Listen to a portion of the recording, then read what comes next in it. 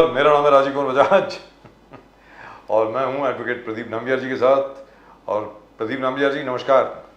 नमस्कार सर, नमस्कार। और प्रदीप जी और मैं हैं नेशन नाउ पर। नेशन नाउ हमेशा आपके साथ है, हमेशा आपके साथ ही रहेगा और हमेशा आपकी बात करते हैं हम लोग। आप सब लोगों को जय हिंद, जय महाराष्ट्र, जय भवानी, जय शिवाजी, वंदे मातरम। वंदे मातरम। हर हर महादेव। हर हर महादेव। प्रदीप जी, वो कल दीपक केदार जी हमारे शो में आए थे। बिल्कुल सर। और उन्होंने दलितों के बारे में बात करी और बाकी पिछड़ी जातियों के बारे में बात करी, शोषित वर्ग के बारे में बात करी। Yes yes. दिल दहला देने वाले कुछ हादसे उन्होंने बताए। अब मेरा ये कहना है कि साहब, आज की तारीख में जिसकी सरकार है उसको इस विषय में जरा अच्छी तरह ध्यान देना चाहिए। यस यस, बिल्कुल सर। और आज भी 76 साल के बाद 1947 में we achieved independence. Yes yes yes. और आज भी अगर दलित वर्ग, आज भी आदिवासी हमारे शोषित हैं और मराठा समुदाय जो है अपने आप को शोषित वर्ग में लाना चाहता है, लिहाजा कुछ ना कुछ तो गड़बड़ है। There something wrong, that means in the manner in which we have developed, Pradeep ji, where even the Marathas, effectively the ruling class of Maharashtra, they feel that they are now part of the exploited, persecuted people. There seems to be something wrong here. So when the Congress says that problems of unemployment, बेरोजगारी एक बहुत बड़ा समस्या है, they talk about various kind of corruption that is prevailing in system. So they are not wrong. They are बेरोजगारी से आजादी, हर चीज से। तो when if, and as we said that even if one segment of this section of the society believes that there's an element of fear, the element of being sidelined, then the government has some work to do. The government needs to, it's the government's responsibility, as the constitution says, we the people. So we have to get everybody. The government, it's a duty of the government to say that nobody is in isolation, everybody is brought the mainstream of the society, and problems of unemployment, problems of development are solved. Yes. You can't have a system where some sections of the society feel neglected. They don't feel a part of the society. And they feel persecuted. Exactly. So these things cannot, it's a duty of the government to see that these things don't happen. Because that's what our constitution, our cabinet, the entire cabinet swears by the constitution. Justice, equality, liberty, fraternity. Pradeep ji, सबसे बड़ी बात यहाँ पर ये है कि जातीय आधार पर अगर कोई गुनाह होता है तो उससे ज्यादा शर्मनाक बात कोई हो नहीं सकती। Exactly. I think everybody needs to wake up to that. Gee. One thing is that we have not reached a stage where everybody feels financially secure. So reservations are going to stay the way. Not only, I think this government of Prime Minister Modi came with 2014 with a thing that they will have an equality on all levels. Probably that equality has not been achieved. So some sections feel the urge to get more protected. So reservation, the call for reservations. Probably, but that always happens when you have jobless growth. Exactly. That always happens when heavy industry or a particular section of the economy gains exponentially, as a result of which your GDP grows. But that trickle-down effect has still not taken place, wherein people have still not got jobs, people's income has not gone up, their own wealth has not gone up, and it is becoming more and more difficult for people to maintain the kind of lifestyle they are used to. तो जब ऐसी बात होती है तो लिहाजा dissatisfaction तो होनी है हर जगह पे। अब हो रहा है, I mean there is rampant everywhere because the call for more and more reservations from all sections, many sections of the society, whom we thought were affluent in one day, whom we thought are well taken care, whom we thought are very self-sufficient. The calls for reservation is coming from those sections of the society. That means there is something that is missing where the government talks something but the actual reality on the ground is something different. जो reality ground पे है उस पर ज़्यादा ध्यान रखना पड़ेगा. Though the Prime Minister says that अभी जो उनका भारत विकसित यात्रा जो चलने वाला है, so विकसित भारत संकल्प यात्रा, in that he proposes to get in touch with the villages. Her village से टच करेंगे, उनके requirement, he'll find out whether his schemes have reached the poor. So he has been inspired by Mr. Rahul Gandhi. But 2013 में जिस यात्रा वो किए थे, I think it's unbeatable before becoming the Prime Minister. Length and breadth, जो जिस प्रकार से संग, and the way the people had accepted him, उन्होंने कंधे पे बिठाकर मोदी जी को प्रधानमंत्री बनाया था और 2019 में उससे भी ज्यादा मैंडेट दिए और कल अमित शाह जी ने कहा कि 2019 का मैंडेट को हम सुपरसीड करेंगे, ओवर पावर करेंगे, ज्यादा सीट्स लेके आएंगे. So this time prime minister Modi, Amit Shah said is going to come with more than 2019. तो ऑन व्हाट बेसिस? 2019 में उनको 303 सीटें मिली. Yes sir. और हम ही लोग थे यहीं पर जो बोल रहे थे कि भाई 303 305 के करीब आएंगी. एग्जैक्टली. और आज मैं बोल रहा हूँ 350 आएंगी. यस. क्योंकि सामने वेरी अनफॉर्चुनेटली क्या है, दुखद बात क्या है, मैं महाराष्ट्र की बात नहीं कर रहा. महाराष्ट्र में अब भी कांग्रेस बहुत ज्यादा ताकतवर है. कांग्रेस को नकारना मुश्किल है वो. लेकिन बाकी देश में जो राजस्थान, मध्य प्रदेश और छत्तीसगढ़ के रिजल्ट आपके सामने हैं, सीधी सादी बात है Pradeep ji, they had the best possible opportunity to defeat the BJP here, and somehow the other the BJP was able to turn it around. So I don't know what's going on over there. हो सकता है कि कांग्रेस के आंतरिक झगड़े जो हैं वो बहुत ज़्यादा हैं. हो सकता है कि ईवीएम मशीन का कुछ हो, मुझे मालूम नहीं है. लेकिन ईवीएम मशीन तो जाने वाली नहीं है. We are not going to return to ballot paper, absolutely unlikely. तो क्या करेंगे आप लोग? A victory is a victory. A victory is a victory. I mean, as a defeat has 1,000 excuses. कि ऐसा हुआ, वैसा हुआ. But you know that something is going to happen. You need to preempt it, work towards it.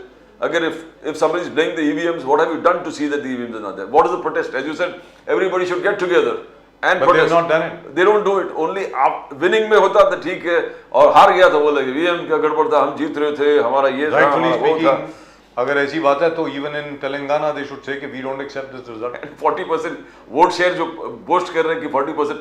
No, I am not. अभी doubts है, लोकतंत्र है. Every query needs to be answered.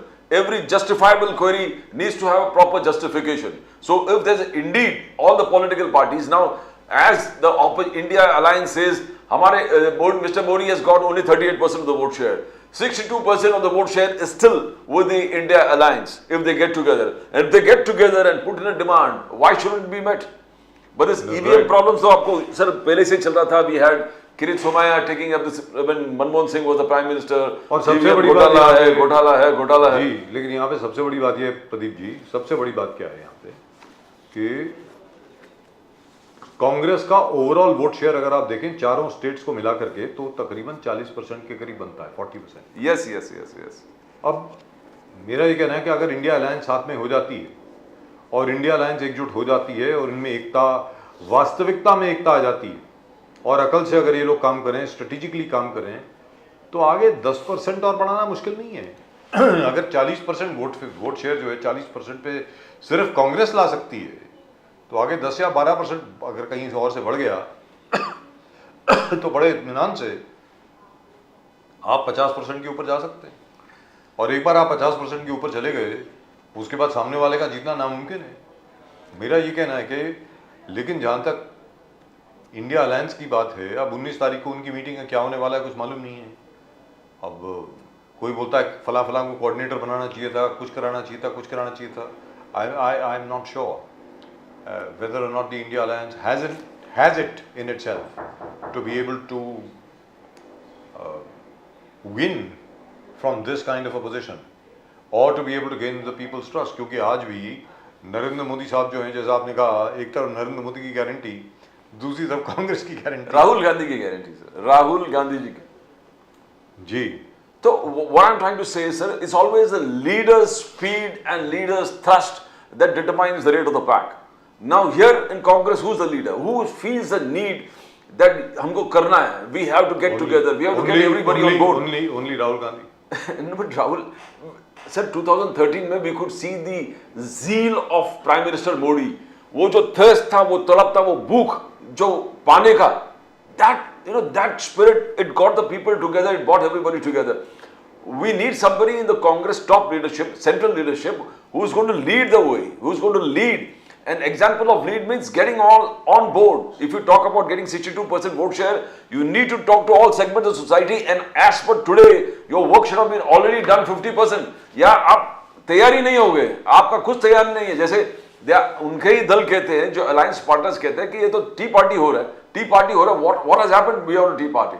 Now they are not serious. Frankly speaking, they are not serious. If they believed that India alliance had to meet, they could have met there and also. Even when the elections were going on, because You don't have time. 2024. It's already December. मई में चुनाव है आपका. 4 महीने BJP का plan है. जनवरी में उनका पूरा यात्रा शुरू होने वाली है. सबसे बड़ी बात यह है कि मई के पहले 2 महीने पहले जो है आचार संहिता लग जाएगी. इलेक्टोरल कोड ऑफ कॉन्डक्ट लग जाएगा. अब इलेक्टोरल कोड ऑफ कॉन्डक्ट एक बार लग गया, उसके बाद the whole equation becomes different. बिल्कुल sir. And somehow the other the electoral code of conduct is never applied on the prime minister. वो जाकर के जो मर्जी अनाउंसमेंट कर देते हैं, वेलफेयर स्कीम जो भी अनाउंस करते हैं, yes. वो सिर्फ आप ही पे लगती है. Now these are things that you have to take into account. My point is no use to say all this is unfair. Fact is, this is the situation on the ground. Ground पे situation ये है और उसके हिसाब से आपको चलना है. But I still say the Congress with 40% vote share still has a chance. You can't write off the Congress. So 40% अगर vote share आपका where's the है. question of writing off the Congress? Nobody wants to write off the Congress. Everybody wants Congress to perform excellently, so they give a challenge to Prime Minister Modi.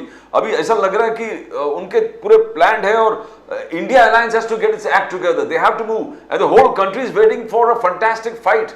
They said it should not be a one-sided affair. I have a different view on this. We'll ask Mr. Rakesh Shetty, who's with us right now from the Congress. I have a slightly different view. Even if the India Alliance doesn't come together, so what? Let's say so what? Yes, exactly. The Congress is there. Yes. Congress है ना. अभी 40% vote जो है वो तो कांग्रेस का है. बिल्कुल है. और इंडिया अलायंस नहीं आती तो ना है. आप काम करिए. और साउथ इंडिया में full presence is full south India में है कांग्रेस का. नॉर्थ इंडिया बीजेपी का है, साउथ इंडिया कांग्रेस का है. भाई कर्नाटक में, तेलंगाना में आप जीत चुके हैं ना. यस. हो सकता है आंध्र प्रदेश में जीत जाए, कोई बड़ी बात नहीं है. And they have presence there. They have presence there. Let's go across to Mr. Rakesh Shetty. Rakesh Shetty साहब नमस्कार. नमस्कार राजू जी, प्रदीप जी नमस्कार. नमस्कार. Lovely to see you again. Lovely to see you again. You seem very tired. What is the matter with you? Have you been working very hard? No. Looks like it. I was reading some books. Okay. You can go back to your reading after you finish with us. All I'm saying is, on December the 19th, the India Alliance is going to meet. But my view is that even if the India Alliance doesn't come together, some people of the India Alliance don't come together. So what? I still say that these election results show that the Congress is the biggest challenger to the BJP. You have a 40% vote share, even in states which you have not won. And you have won in Telangana, you have won in Karnataka, you have won in Himachal Pradesh. Jharkhand में और बिहार में आपकी सरकार है, you are part of the government. मेरा ये कहना है कि why can't the Congress on its own mount a credible and strong challenge to the BJP? I'm sure you can. Rakesh Shetty sir. Definitely Raju ji, and if you remember that we always never do a pre-poll alliance, but now the situation has changed, and now to tackle BJP and their missionaries, Congress party has decided to get into alliance with other state parties, and we have formed the India Alliance. In last 2-3 months, while there was election going on in 5 states, that time this alliance was not existing because we were very clear that this alliance, India Alliance, we are working for a different goal, that is Lok Sabha election 2024. And we are getting ready for that. We are very much ready, and we are ready to work with our alliance partners. Now coming back to your question, Raju ji, yes, we can fight this alone, but as a policy decision, party has decided and to fight with like-minded other coalition partners, and we are doing it. लेकिन sir ऐसा है कि आप बाकी जो collision partners हैं आपके जिस दिन वो लाइबिलिटी बन जाते हैं, when they become a liability, then becomes a problem. Like for instance, what Mr. Stalin Jr. said with regard to Hindutva. Now, I don't see, and then somebody else said something to do with Gaumutra states and all that. Now, my point is, they are more of an embarrassment and a liability to the Congress. Because if there is one particular party which understands the soul of India, which represents the soul of India, it is the Congress party. You've been in existence since 1885. मेरा ये कहना है, आपसे ज्यादा भारत को और कौन जानता है साहब? सबसे बड़ी पार्टी, सबसे पुरानी पार्टी कांग्रेस पार्टी है. यहां तो आपको क्लियर कट, मेरी समझ में आपको एक क्लियर कट मैसेज भेजना चाहिए जितने भी इंडिया अलायंस के सो कॉल्ड पार्टनर्स हैं कि साहब या तो we arrive at a minimum common programme or a common minimum program, whatever you want to call it, and say these are the subjects which will be avoided, और इस जगह पर हम लोग बात करेंगे, और एल्स जयराम जी की, what do you think Rakesh Shetty साहब? Yeah. See, it's very clear. Rajuji, you said कि yes, a few members of the party had said Gaumutra states, and we have very strongly objected to it. Yes. And some parties even try to make it north versus south. We are totally against it because as a Congress party हम सबको साथ में लेके चलने पे believe करते हैं. आप नॉर्थ हो, साउथ हो, दलित हो, आदिवासी हो, ब्राह्मण हो, क्षत्रिय हो, we doesn't make a difference because Bharat ये जो है सभी का है. And we will never fall into that trap of making north versus south. Like even Bharatiya Janata Party want to do it, but we are strongly, we have already condemned it. And हाँ, हमारे जो alliance partners ने जिसने भी गलत statement दिया, we have strongly condemned it. We have said this will not be done. Shetty sir, I want to draw your shortly. Kerala, CPM, they have attacked Rahul Gandhi. Now, this is unacceptable when India Alliance is there. They said Rahul Gandhi should fight from that area where BJP can feel threatened. He is fighting the CPM. Rahul Gandhi should contest against the BJP. Now, if this kind of statements are coming from your alliance, then it becomes a very difficult issue for you for 2024. ममता जी उधर कुछ है, शरद पवार जी कुछ और बोल रहे हैं, Nitish Kumar is saying something. Now, not only telling about something, but they are saying Rahul Gandhi should not contest from Kerala. How do you see that, Shetty sir? That's a very serious. See, the CPIM will have their own opinion, but you very well understand, Pradeep ji, when Congress party is contesting an election, it will decide who will contest election and from where, and no one can stop us. And well as the alliance goes, जो seats already Congress जीत चुकी है वहीं से कांग्रेस लड़ेगी, और वो कांग्रेस का purgative है कि वो किसको वहां से कंटेस्ट कराएगी. यस. और मुझे ऐसा लगता है जैसे कि वी डोंट डिसाइड कि सीपीएम किसको फील करती है, कि सीपीआई या ममता बनर्जी कहां से लड़ी या अखिलेश जी कहां से लड़े. सी, एक एलोकेटेड सीट होने के बाद then the party will decide who is going to contest. India alliance will definitely do a seat sharing. Seat sharing होने के बाद हर पार्टी अपना कैंडिडेट को उतारेगा. I think everyone should mind their own business in this. That's right, but they don't. That's the problem. Now over here, I would like to ask you another question, Mr. Rakesh Shetty. Unprecedented, what has happened right now in Parliament. I'm not even talking about the security breach. Security breaches have taken place earlier. Sir, 15 MPs have been suspended. 15 MP. 50 opposition MPs. Interesting that एक member parliament attend नहीं है, वो भी suspended है. जी. So it clearly shows कि ये सब office में बैठ के डिसाइड हुआ होता है किसको सस्पेंड करना है. Can you believe MP who is not present in the parliament, अगर आप उसको भी सस्पेंड करते, इसको हम लोग पॉलिटिकल वेंडेटा नहीं कहेंगे तो क्या कहेंगे. And secondly, whoever talks about Narendra Modi, whoever talks about Adani, whoever talks about parliament security, you are suspending them. I think this is a very big failure, and this is what democracy was all about. If a member of parliament will not be allowed to raise question in the house, in the parliament, then what is his job then? That what is the question. Shetty Sahab, Kharge Sahab rightly said, Kharge Sahab said 15 MPs have not suspended, but the democracy, Loktantra has been suspended in India. That is what Mallikarjun Kharge Sahab said. But do you think that Rahul Gandhi also has been continuously talking that Loktantra khatre mein, opposition is being targeted, minorities are being targeted, right-wing activism is on the forefront, it is rising in a big way. So when Rahul Gandhi said all this, I mean, whatever the results, you don't think थोड़ा और push देना पड़ेगा? लोकतंत्र खतरे में हो दिख ही रहा है, because everything seems to be happening in the parliament. And Mallikarjun Kharge's statement stands tall. He said 15 MPs are not suspended. Democracy is suspended in this country. Oh, very true. And I think Rajiv ji and Pradeep ji, you will understand. If you see how this entire thing works, is very clear. Whoever talks against Bharatiya Janata Party, whoever talks against Narendra Modi or Adani, either you send a CBI, ED, income tax, or if they are not in that, then you suspend that member of parliament like you did with Mona Mitra. And we saw now if that is not working, then you're suspending these MPs. I think this is a very bad situation and it is a shame. And no one is talking about a Lok Sabha speaker is supporting them. Lok Sabha speaker should be neutral. Once you become a speaker, you should be neutral to all party lines. But it is not happening. It is very sad to see. Even Lok Sabha speaker is taking sides.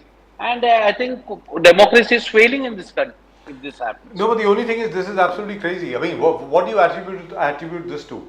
Is it a feeling of power, or is it an exhibition of cowardice? No, I think it is a, if you see the entire thing, it is a fear. That's it. Because this is a fear because Narendra Modi doesn't want anyone to discuss Adani and his relation. And whoever talks about their relation, immediately you will see that there will be ED, income tax, everyone pouncing on that member of parliament. Bharatiya Janata Party's troll army is going to troll them. That's what is happening. No one is bothered. As far as I understand it, sorry Pradeep, Yes, one yes, second. yes. As far as I understand it, and as far as the world understands it, not just me, democracy is the right to dissent. Correct. Democracy is the right to disagree. Right to agree everybody has. That's Correct. a dictatorship. So if parliament में, if people cannot disagree, अगर सांसद अपनी असहमति जता नहीं सकते तो बाकी देश का क्या होगा सर? राकेश शेट्टी साहब बताएं. Very bad, and what Karge Saab said is completely true. And we need to understand now, even unless and until common man doesn't fight against Bharatiya Janata Party, no one can win against them, because you have seen what has happened in these 3 states. The entire media narrative has been controlled by Bharatiya Janata Party. Say a simple example, Narendra Modi used to talk about when Aam Aadmi decided to give some services free for ladies in Yes. the Delhi buses, I suppose. Immediately he gave out a statement saying Muft ki Revdi. And today what you are doing, whatever Congress has promised, you have promised the same things.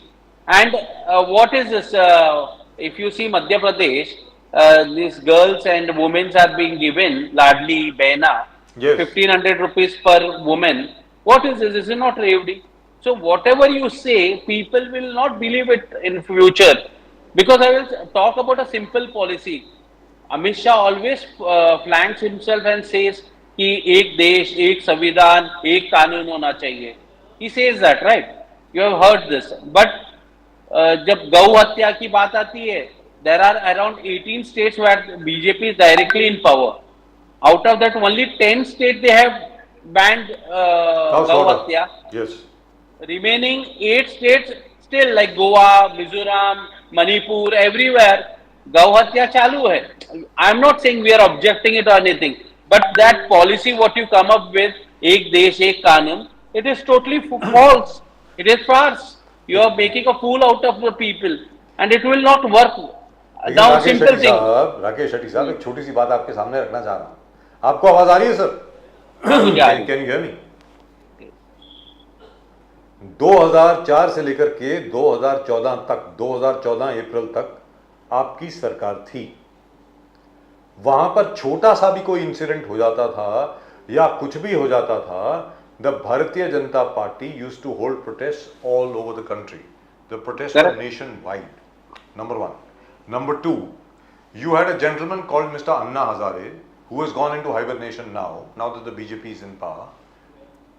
He held that entire thing at the Ramlila Maidan. We were all there, we saw it. Against your government. So, is the Congress searching for its own Anna Hazare? Rakesh Shetty sir?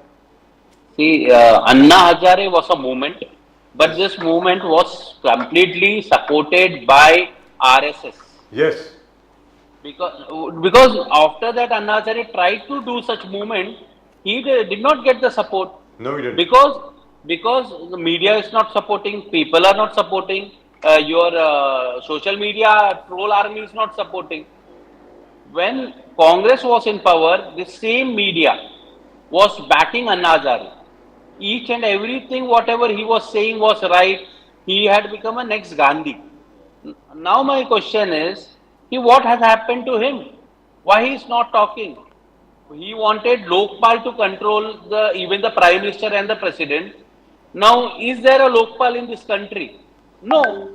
But now you don't feel a need of a Lokpal in this country. This entire agitation was only sponsored to defame Congress party, not for Lokpal. And even people are realizing it now. Shetty Sahab, the BJP talks about development, it quotes all the foreign international agencies. Moody 6.7% growth, IMF 6.3 growth, Goldman Sachs 6.3 growth, Morgan Stanley 6.5. What Congress has been highlighting in the parliament, the Congress has been trying to highlight Prime Minister Modi that आपने कोई भी वादे आपके पूरा नहीं किए. Black money नहीं आया, काले धन वापस नहीं आया, पेट्रोल 50 रुपया बोले थे, डीजल 40 रुपया, that has not come. 2022 houses देने वाले थे, it not come. Rupee versus dollar stability, that has not come. 2 crore jobs has not come. You know, inflation has not been reduced. MSME is out. So where is the development? I mean, is only the foreign institutional, foreign credit agencies says that you are doing well, is that the only criteria? How do you see that, Shetty sir? Now, whenever, see, it is all about how your comfort level. Now, Hindenburg gave a report, you are not going to accept it. CAG spoke about the corruption going on in Modi government. You are not even accepting it. Now, there is a Dwarka expressway. Yes. According to CAG, the cost of 2 kilometers of that highway is something like 500 crores. But no media is going to pick up that CAG, and this same CAG had blamed Congress party for 2G spectrum scam. Later we all found that this number is just in air and there is no actual money involved. And all these culprits, whoever's name was there, are all sent free by the Supreme Court. So see, when Bharatiya Janata Party previously, when they were in opposition, they used to rely on CAG. And this same CAG has given a list of corruptions in Modi government, but media has become so biased, they are not even referring to it. And what development they are talking about? Pradeep ji, you rightly said, what about the petrol price? You were supposed to make it 50%. Farmers' income, you were supposed to give them double. So this all agenda, whatever points you have given earlier, you have failed to fulfill it. Now, if you clearly remember, Narendra Modi used to talk about Panama Papers, and there were around 120 people name which was given. He was supposed to expose them. Those name was never came in public, and no tax was taken from these people. So where is the list? He was supposed to disclose the true how Subhash Chandra Bose died. Where are the files? Why is he not talking about it now? He was saying that Congress has hidden some secret file, if you remember clearly. Yes. He used to talk about that. Now he has changed the goalpost. The complete agenda is something different now. He thinks that people of this country don't remember his promises, what he made in 2013. If you remember, he had clearly said, people who has paid their income taxes, I am going to give them a relief. Yes. If you clearly remember, what happened about that relief? Nothing has happened. Now, crude oil prices, if you see, due to Ukraine-Russia war, the crude oil prices has come to 50%. You can easily bring this petrol taxes down. If you bring it under GST, the diesel and petrol tax rates would be something like 55 or 60 rupees. You can do it easily, but they are not doing it. During Vajpayee government, only 1 rupees they had charged for development of roads. And by the end of 5 years, something like 1 lakh crore rupees was collected by Bharatiya Janata, that NDA. Today, you are keeping more than 50% as taxes. So, I want to know where this money is going. That's right. But just one small thing. The Brent crude prices, which is what we follow, by the way, today, Pradeep ji, Yes. is at $76.95 a barrel. And it was $150 dollars per sorry, sir. barrel during Congress. Sir. Yes. $154 Yes. per barrel. And that $154 per barrel. That time the rate was something like 65 rupees. 65 at the highest. Highest. At the highest. 52 से फिर बाद में 65 हो गया था sir. 65 रुपए बाद में गया है. It was, so all I'm saying is at the moment some relief can be granted to people. बड़े आराम से. चलिए 50% नहीं 20% ही कम कर दो. Sir, Modi's tax system is like crude oil prices will go down, he will increase the tax. The moment it goes down, again he increase. So if you bring it under, वो कहते हैं ना एक देश एक tax, one nation one tax. अरे bring it under GST. Let the people have that benefit. Let petrol and diesel come in 65-70 rupees. It will come down, sir. That's right. If you no, really but there to say, but Rakesh Shetty Saab, to be fair, what the finance minister has said is the states are not agreeing. They say the states are not agreeing because their revenue will suffer. That's why they don't want petrol and diesel to be under GST. That's what they have said. Rakesh Shetty Saab. They said the centre wants to bring petrol and diesel prices under GST. Sir, my question is very simple. Opposition have no strength in Lok Sabha and Rajya Sabha. Today, whichever bills you want, you are getting it passed. You are not even bothered to listen to opposition. So why this reason they are giving? Yes. No one is going to buy this reason. When you promise this country that you are bringing the petrol and diesel prices to 50%, LPG gases price to 50%. So where is the question? And today here you are here to govern and fulfill the promise. And one gentleman had said that the petrol कितने में बिकेगा प्रदीप जी 25 रुपए में 30 रुपए में आपने बाबा रामदेव जी ने बोला था ऐसा और आजकल बोलता है कि मैं इस सवाल का जवाब नहीं देता क्या कर लेगा तू ये उनका जवाब था जब किसी रिपोर्टर ने पूछा और दूसरी चीज है सर चलते चलते what about foreign exchange the price of the dollar we are stuck at 83 we are stuck at 83 to 84 I remember Narendra Modi telling this in the public. He said कि देश में रुपया गिर रहा है कि प्रधानमंत्री का इज्जत गिर रहा है इसमें दौड़ लगी हुई है. Now what he is going to say about this? नहीं वो बोल रहे थे कि बहुत जल्दी मेरी उम्र से भी ज्यादा हो जाएगा और हम जो है इसको नीचे लेकर के आएंगे ऐसा कुछ बोला था उन्होंने. अभी 100 बार कर दिया. I mean, but this is absolutely crazy. But all I'm asking you, Rakesh Shetty Saab, is the BJP has a lethal weapon. They have a hydrogen bomb, which you don't have. They have the Ram Mandir. They have Krishna Janmashthan. They have Kashi Vishwanath. They have Ujjain Mahakal corridor. वो आपके पास नहीं है साहब. और ये जो आप बात कर रहे हैं ना महंगाई के बारे में, बेरोजगारी के बारे में, पेट्रोल की कीमतों के बारे में, बाकी सब चीजों के बारे में, प्राइसेस के बारे में, कीमतों के बारे में, आपको इसमें मुझे ऐसा लगता है looking at the results of Rajasthan, Madhya Pradesh and Chhattisgarh, all things being equal, if the EVMs have not been tampered with, I think perhaps you need to do a little bit more work on that.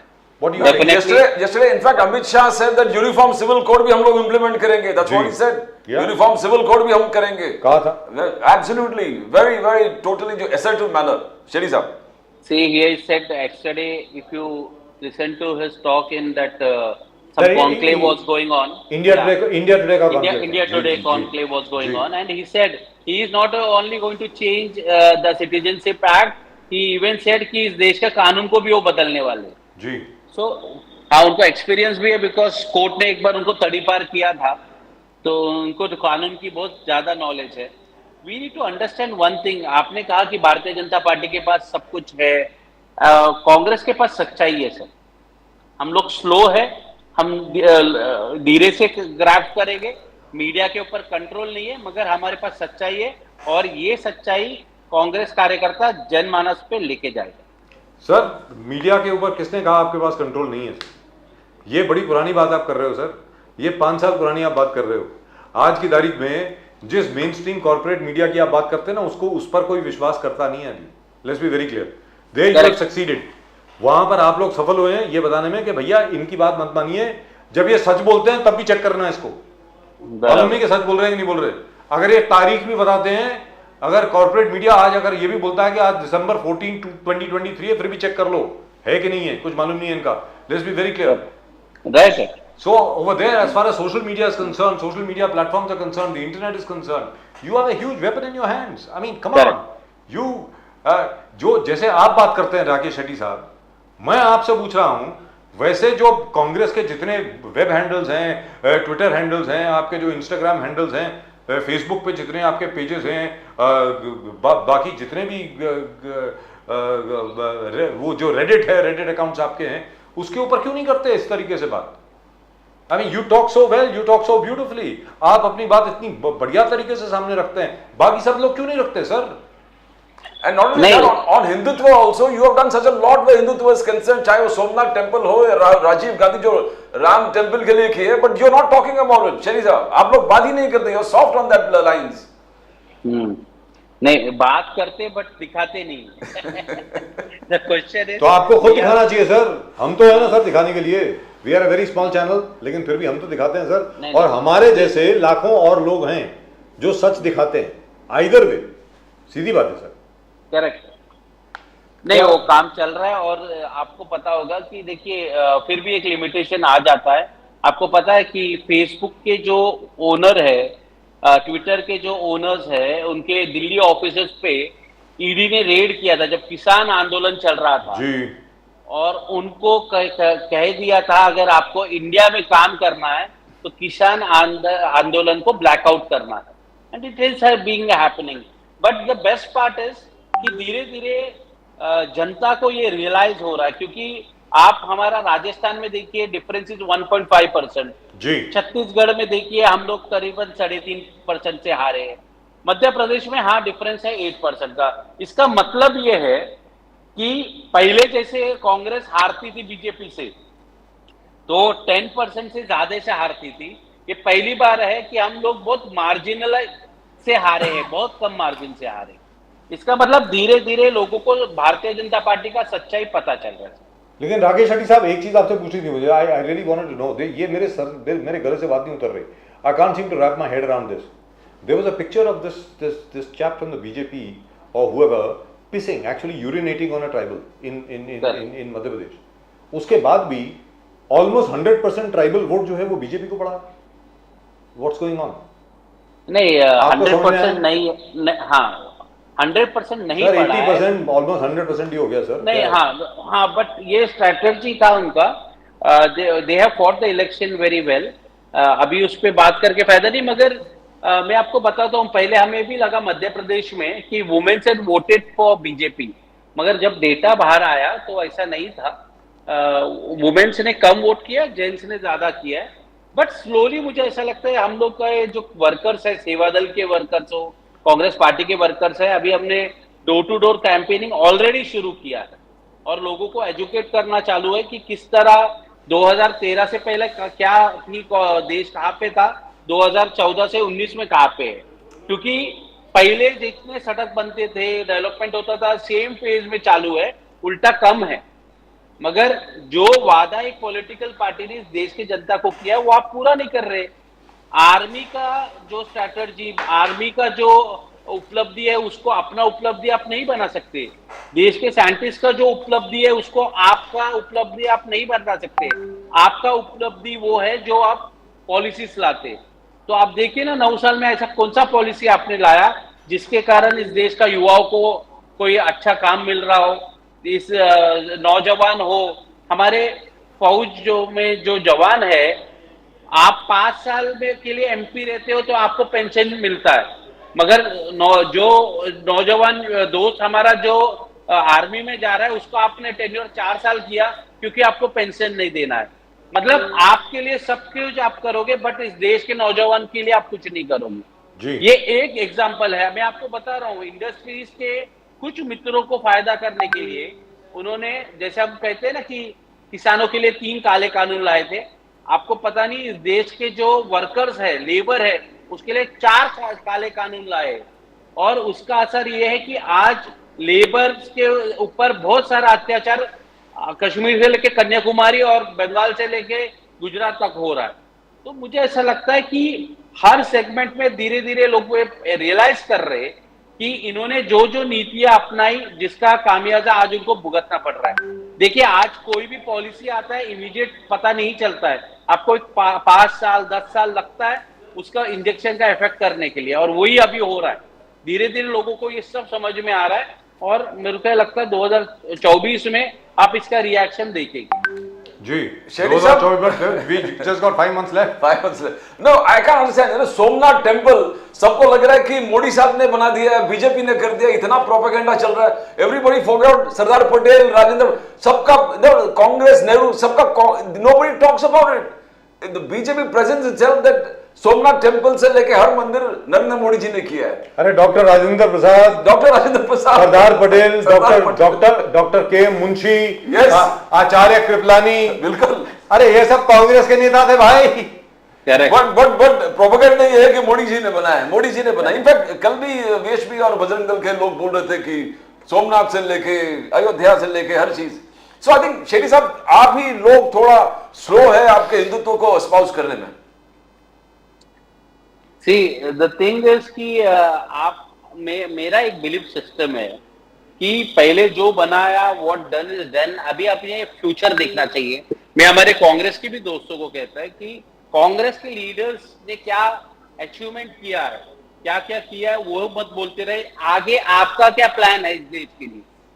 You are in 2020-23, आगे future देखो और अपना plan बताओ और लोगों को convince करो। पिछले बातें बार बार बता के कोई फायदा नहीं। पिछले हमारे लीडर्स ने बहुत अच्छा काम किया, देश को आजादी दिलाए, शहीद हुए, सब कुछ हो गया।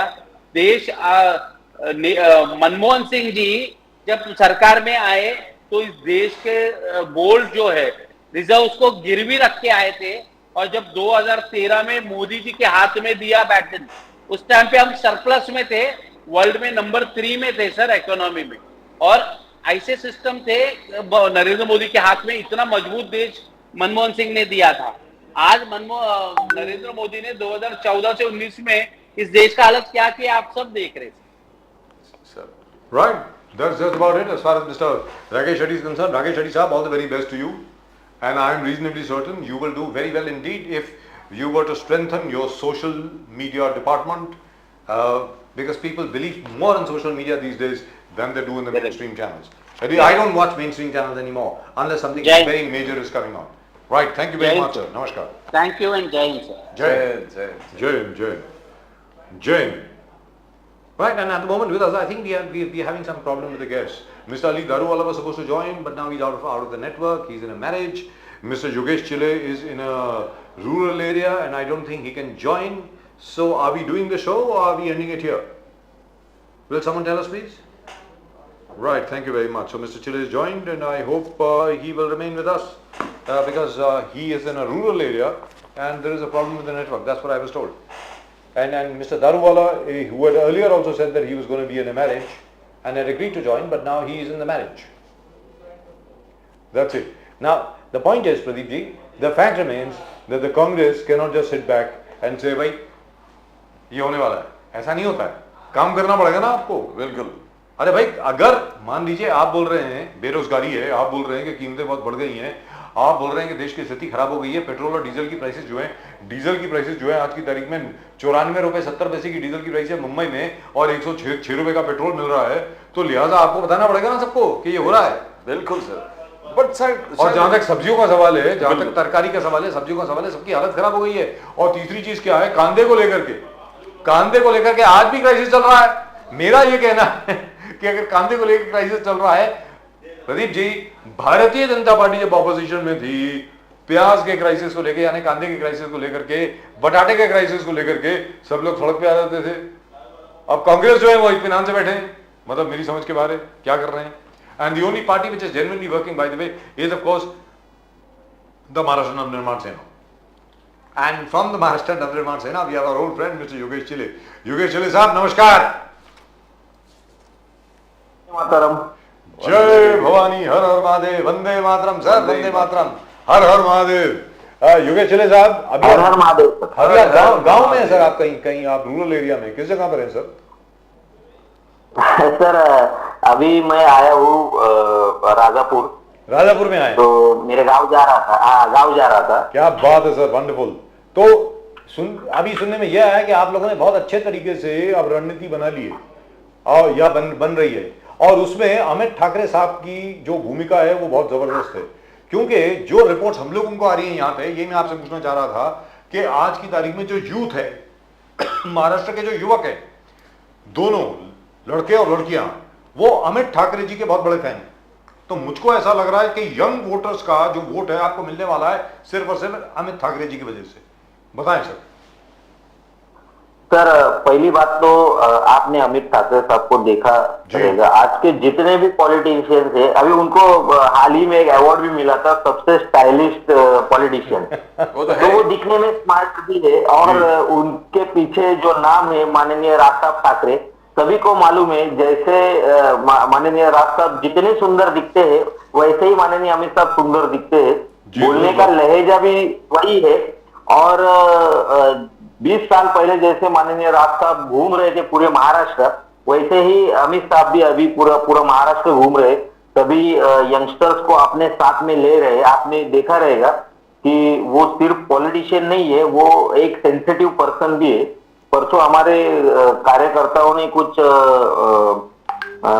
कंपटीशन रखा था बुलक का, तो वहां पे भी जो उन्होंने सब किया, जिसके वजह से वो बुलक्स को जो तकलीफ हो रही थी, तब भी उन्होंने कहा था कि आपको जो भी कंपटीशन रखनी है आप जरूर रखिए, लेकिन किसी भी एनिमल को उसके वजह जिनके बदौलत आप जीत रहे हैं उनको कुछ भी तकलीफ नहीं होनी चाहिए, इतने वो सेंसिटिव है। और पिताजी के तरीके से ही वो भी बेबाक होके बात करते हैं, तो यंगस्टर्स को वो अच्छा लगता है सर। फैंटास्टिक। और जो दूसरी चीज क्या है कि जो आपकी यूथ एमएनएस यूथ है, यूथ विंग जो है आपका, और उसके अलावा जो विद्यार्थी सेना जो है, आज की तारीख में किसी भी स्टूडेंट को कोई भी प्रॉब्लम होती है तो आपका जो एमएनएस का जो विद्यार्थी सेना का कोई भी कहीं पर भी कोई ऑफिस होता है या शाखा होती है, लोग फौरन वहां चले जाते हैं और ज्यादातर प्रॉब्लम सॉल्व हो जाती है। 99% सक्सेस रेट आपका हुआ है, वो कैसे हुआ उसके बारे में जरा बताएं योगेश चले साहब। सर स्टूडेंट्स के प्रॉब्लम्स बहुत छोटे रहते जी, कभी कभी उनका सिलेबस पूरा किया नहीं जाता, कभी उनके स्कॉलरशिप्स के प्रॉब्लम्स रहते हैं जी। ये प्रॉब्लम छोटे हैं, आप थोड़ा स्टडी करेंगे, आपको अगर पार्टी का बैकिंग रहेगा तो कोई भी हमारा छोटा से छोटा महाराष्ट्र सैनिक जाके भी वो प्रॉब्लम सॉल्व कर सकता है।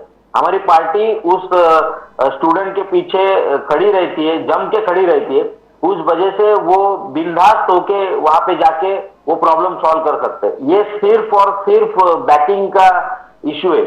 जो पार्टी अपने यंगस्टर्स को अच्छा बैकिंग देगी उसका भविष्य अच्छा रहेगा, ये हम जानते हैं। इसलिए हमारी जो स्टूडेंट विंग है उनके पीछे हम स्ट्रांगली खड़े रहते हैं। उन्हें वो गलतियां करेंगे हमको मालूम है, लेकिन गलतियों से ही वो सीखेंगे। वो जितने ज्यादा गलतियां करेंगे वो उतना ज्यादा सीखेंगे, ऐसे हम मानते हैं। सिर्फ हम उनको इतना ही बताते हैं कि जो गलती तूने एक बार की है दूसरी बार वो रिपीट मत कर, नया गलती कुछ कर।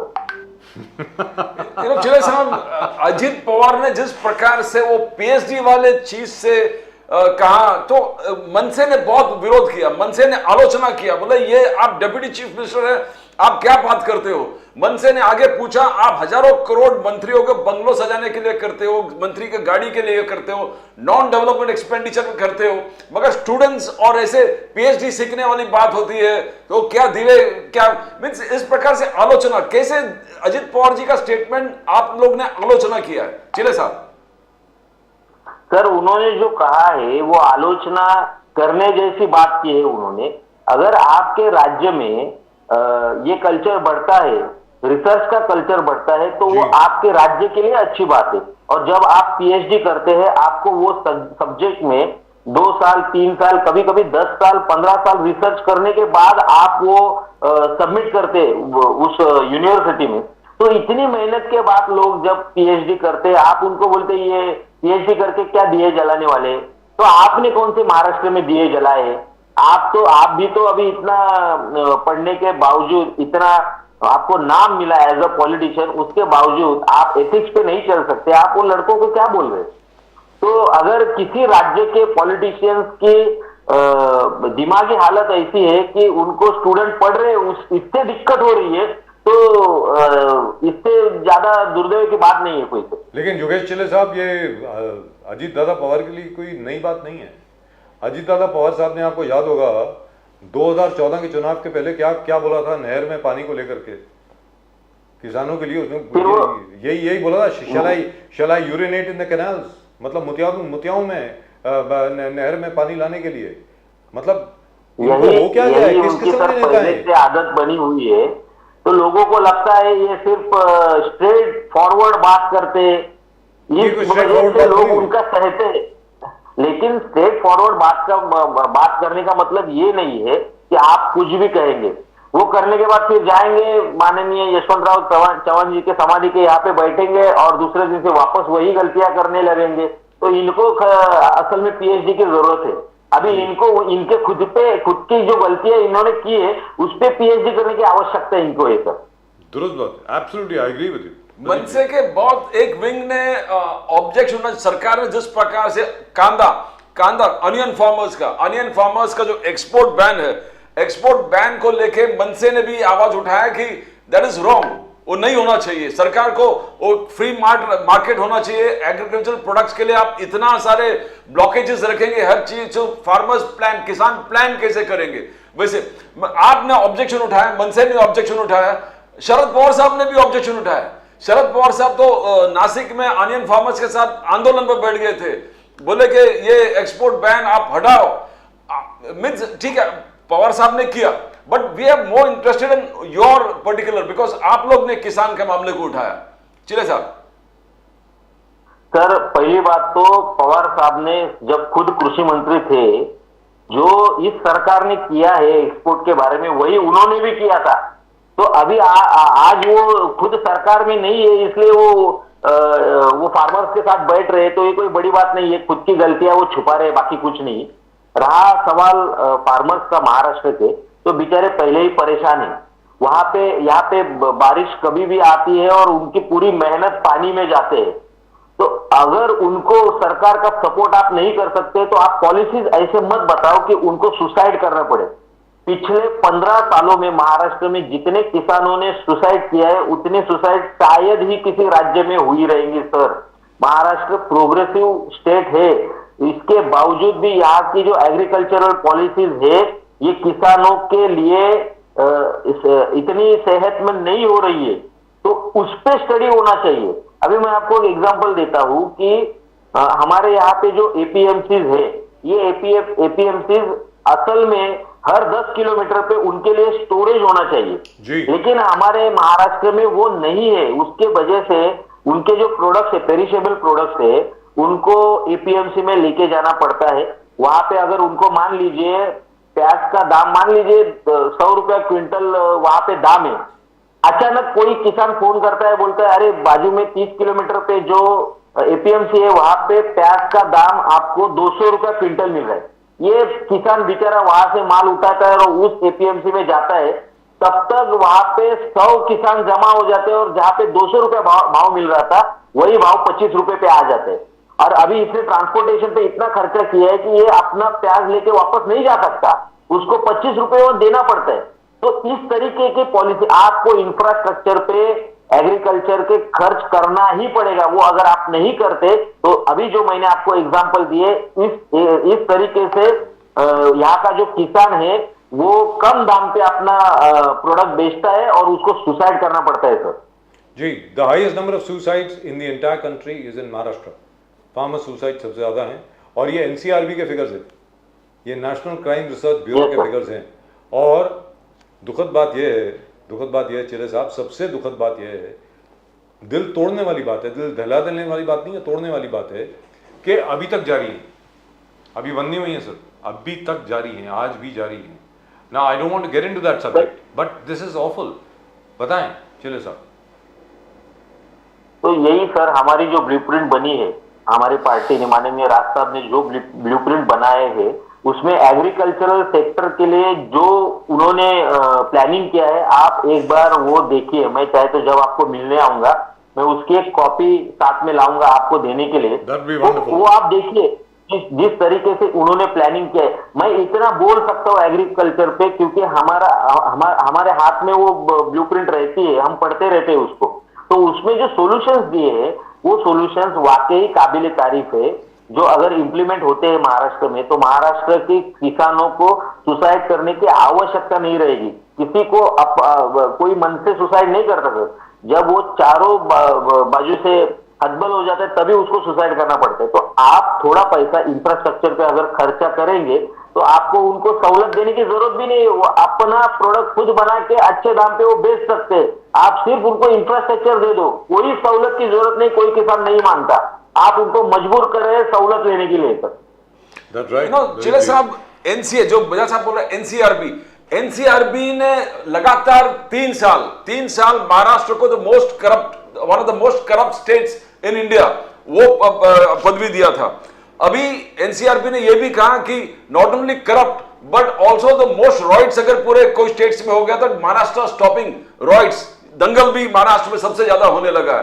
तो मनसे का यह कहना है कि महाराष्ट्र कहां से कहां पहुंच गए। मनसे, आप लोगों का कहना है, मनसे ने इश्यू उठाया कि महाराष्ट्र क्या था, एक डेवलपमेंट बेस्ड स्टेट था। डेवलपमेंट अगर पूरे देश में किधर हो रहा था, महाराष्ट्र पर पॉइंटर था कि ये स्टेट है जहां डेवलपमेंट हो रहा है। तो आप लोग, मनसे का कहना आज है कि इतना खराब हो गया स्थिति कि 2 जनरेशन लगेगा कि महाराष्ट्र को पूरा अपने पुराने स्टेट में आने के लिए जो था पहले महाराष्ट्र। चिले साहब इस पर थोड़ा कमेंट कीजिए आप। सर, पहली बात तो यह है कि महाराष्ट्र आज भी इंडस्ट्रियल डेवलपमेंट में 1 नंबर है, लेकिन अभी की जो नीतियां चालू है उस वजह से आगे के 2 या 3 साल में शायद महाराष्ट्र को ये अपना नंबर खोना पड़े। ये अगर हमको नंबर वैसे ही अपने पास रखना है तो हमें हमारी पॉलिसीज बदलने की बेहद जरूरत है सर, जो कि अभी हो नहीं रहा। अभी सभी जो भी 3 पार्टियां अभी सत्ता में है वो सिर्फ अपने एमएलए को कैसे बचाया जाए, अपने पार्टी का नाम कैसे बचाया जाए, चिन्ह कैसे बचाया जाए, इसके पीछे इनको किसानों की कुछ पड़ी नहीं है। ये किसानों के लिए कुछ बना नहीं, और जो भी इनको सत्ता में रहना है इसलिए कभी कहीं पे भी किसी को खड़ा करो, मराठा आंदोलन खड़ा करो,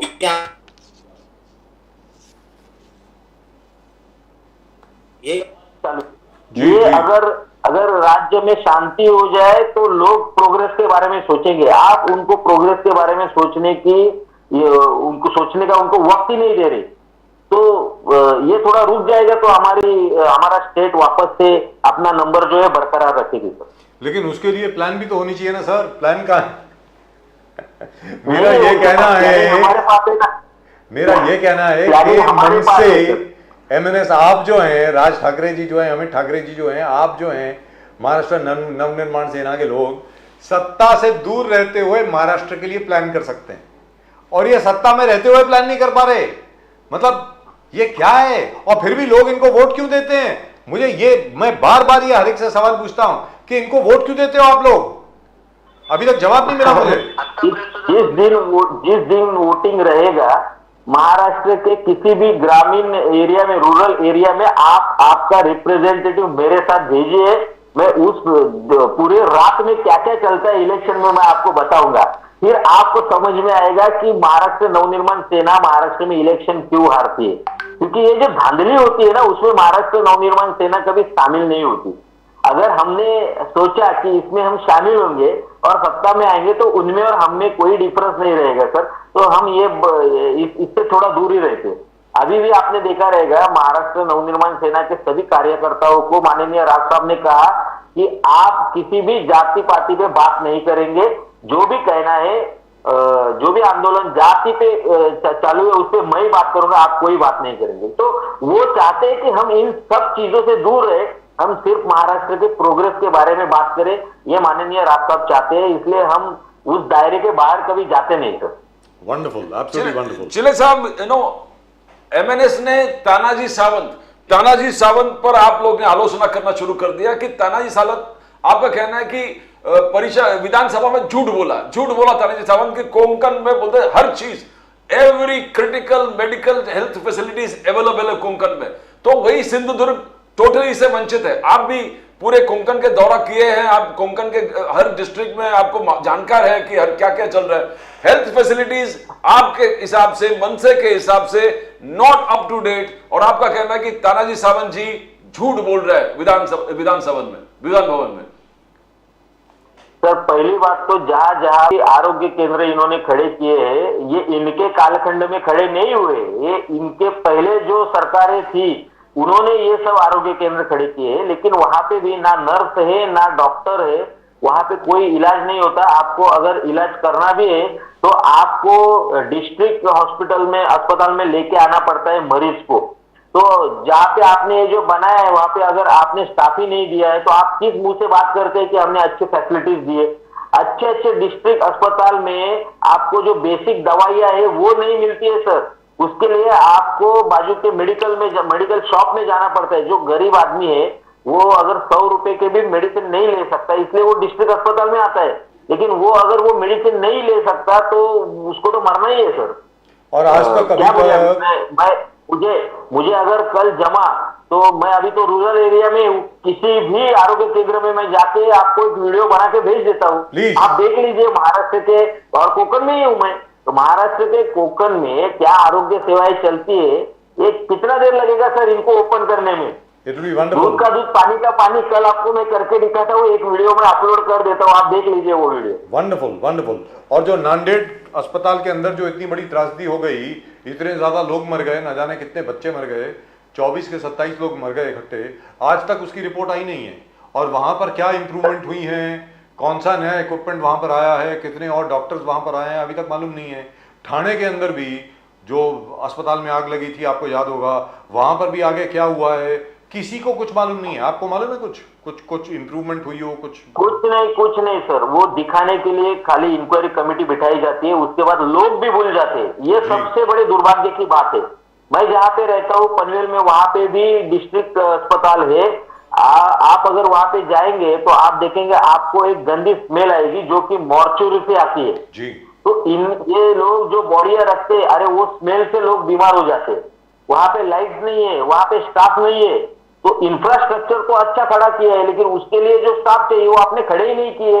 उसके लिए जो अच्छे डॉक्टर्स है, ऐसा नहीं कि डिस्ट्रिक्ट अस्पताल के डॉक्टर्स को नॉलेज नहीं है, बहुत अच्छा नॉलेज है, बहुत अच्छा काम कर सकते हैं, उनको आपने इक्विपमेंट ही दिए नहीं है।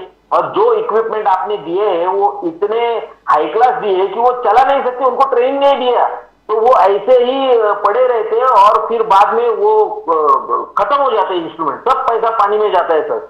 कितने इंसिडेंट में बताऊं आपको, मैंने आपको कहा ना, मैं एक अगर घूमना शुरू कर दूं मैं मेरी उम्र खत्म हो जाएगी, लेकिन ये जो वो खत्म नहीं होगी सर। दुरुस्त बात है, एब्सोल्युटली ट्रू। चिले साहब, आप लोग, मनसे ने नवाब मलिक वाले इशू में आवाज उठाया था, फडणवीस साहब ने लेटर लिखा, आपने मगर पूछा इनडायरेक्टली बीजेपी और फडणवीस जी को, प्रफुल्ल पटेल को आपने अपनाया इकबाल मिर्ची होने के बावजूद, और नवाब मलिक को आपने ठुकराया।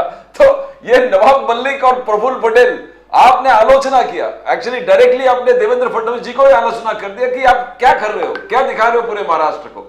चिले साहब, वो तो देवेंद्र फडणवीस साहब की मजबूरी थी, क्योंकि ये खुद इतना बोले थे देशद्रोही नवाब मलिक, देशद्रोही नवाब मलिक, देशद्रोही। अभी देशद्रोही उनके साथ सत्ता में बैठा है।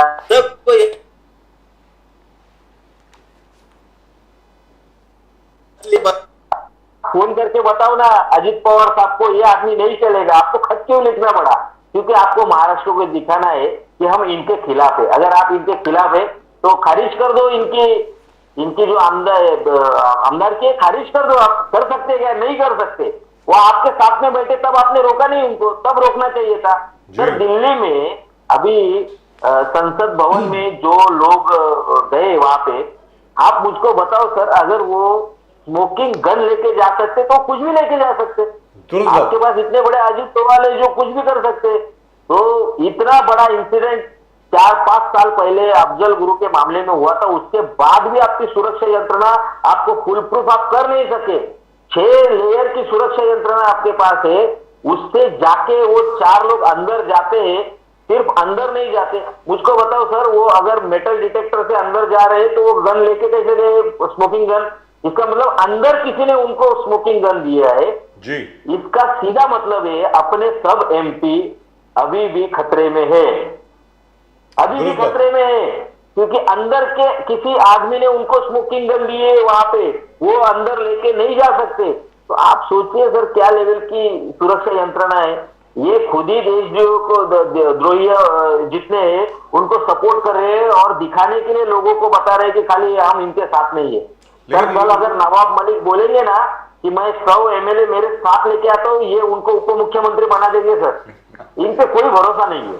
लेकिन ये बड़ी अजीब और गरीब बात है योगेश चेले साहब कि उनके ऊपर देशद्रोह का मामला चल रहा है, उनको मेडिकल बेल मिली है, मेडिकल ग्राउंड्स पर बेल मिली है, लेकिन वो नागपुर की असेंबली अटेंड करने के लिए फिट है, जेल में रहने के लिए फिट नहीं है। अजीबो गरीब मसला तो वही तो है ना सर, इतने इंसिडेंट अपने पास है। अभी ललित पाटिल भागा, कहां से भागा? जेल से नहीं भागा सर, अस्पताल से भागा था। तो इनका तो ये सब कॉमन है महाराष्ट्र में सर। एक बार आप अगर बोलेंगे ना किसी आदमी ने कुत्ते को काटा तो हमें आश्चर्य लगेगा, लेकिन कोई अस्पताल से भागा तो हमें आश्चर्य नहीं लगता है, कोई जेल से अस्पताल में गया हमें आश्चर्य नहीं लगता है सर। इतना कॉमन हो गया है सभी। जी दुरुस्त क्या बोले? अगर मैं जब मेरे छोटे लड़के के साथ बात करता हूँ, मुझे डर लगता है कि इसके सामने कौन सा भविष्य हम खड़ा कर रहे हैं सर। हमारा तो ठीक है, हमने सब एडजस्ट कर लिया, एब्जॉर्ब भी कर लिया, ये लड़के कैसे करेंगे? क्योंकि ये हमसे ज्यादा सेंसिटिव है सर। जब इनके सामने ये सब बातें आती है, ये एथिक्स भूल जाएंगे, और जिस दिन आदमी एथिक्स भूल जाएगा वो किसी काम का नहीं रहेगा, ना वो समाज किसी काम का रहेगा। तो इनके दिमाग में ये नहीं है, ये ऐसे एग्जाम्पल्स वहां पे खड़े कर रहे हैं कि यहाँ की जो अगली जनरेशन है वो मालूम नहीं क्या करने वाली है। योगेश चेले साहब, चलते चलते आपसे एक रिक्वेस्ट है, राज साहब को या एमएनएस को या अमित ठाकरे को महाराष्ट्र की जनता क्यों वोट दे, वो जरा आप 1 या 2 मिनट में मराठी में समझाएं हमारे दर्शकों को। मराठी ये मैं पहली बात तो आपके धन्यवाद मानता हूँ, क्योंकि आपने मुझे हिंदी चैनल पे मराठी में बात करने का अवसर दिया है। तो मैं बहुत अच्छी तरीके से समझा सकता हूँ कि हमें क्यों वोट देणे। सगळ्यात पहिली गोष्ट, महाराष्ट्राच्या राजकारणाचं जे अधपतन झालेलं आहे, ज्याच्यामुळे महाराष्ट्राचं राजकारण हे इतर ज्यांना आपण एक्झाम्पल देतो की हे राज्याचं राजकारण खराब आहे, त्या राज्याचं राजकारण खराब आहे, त्याच्यापेक्षा वाईट दर्जाचं राजकारण सध्या महाराष्ट्रामध्ये सुरू आहे।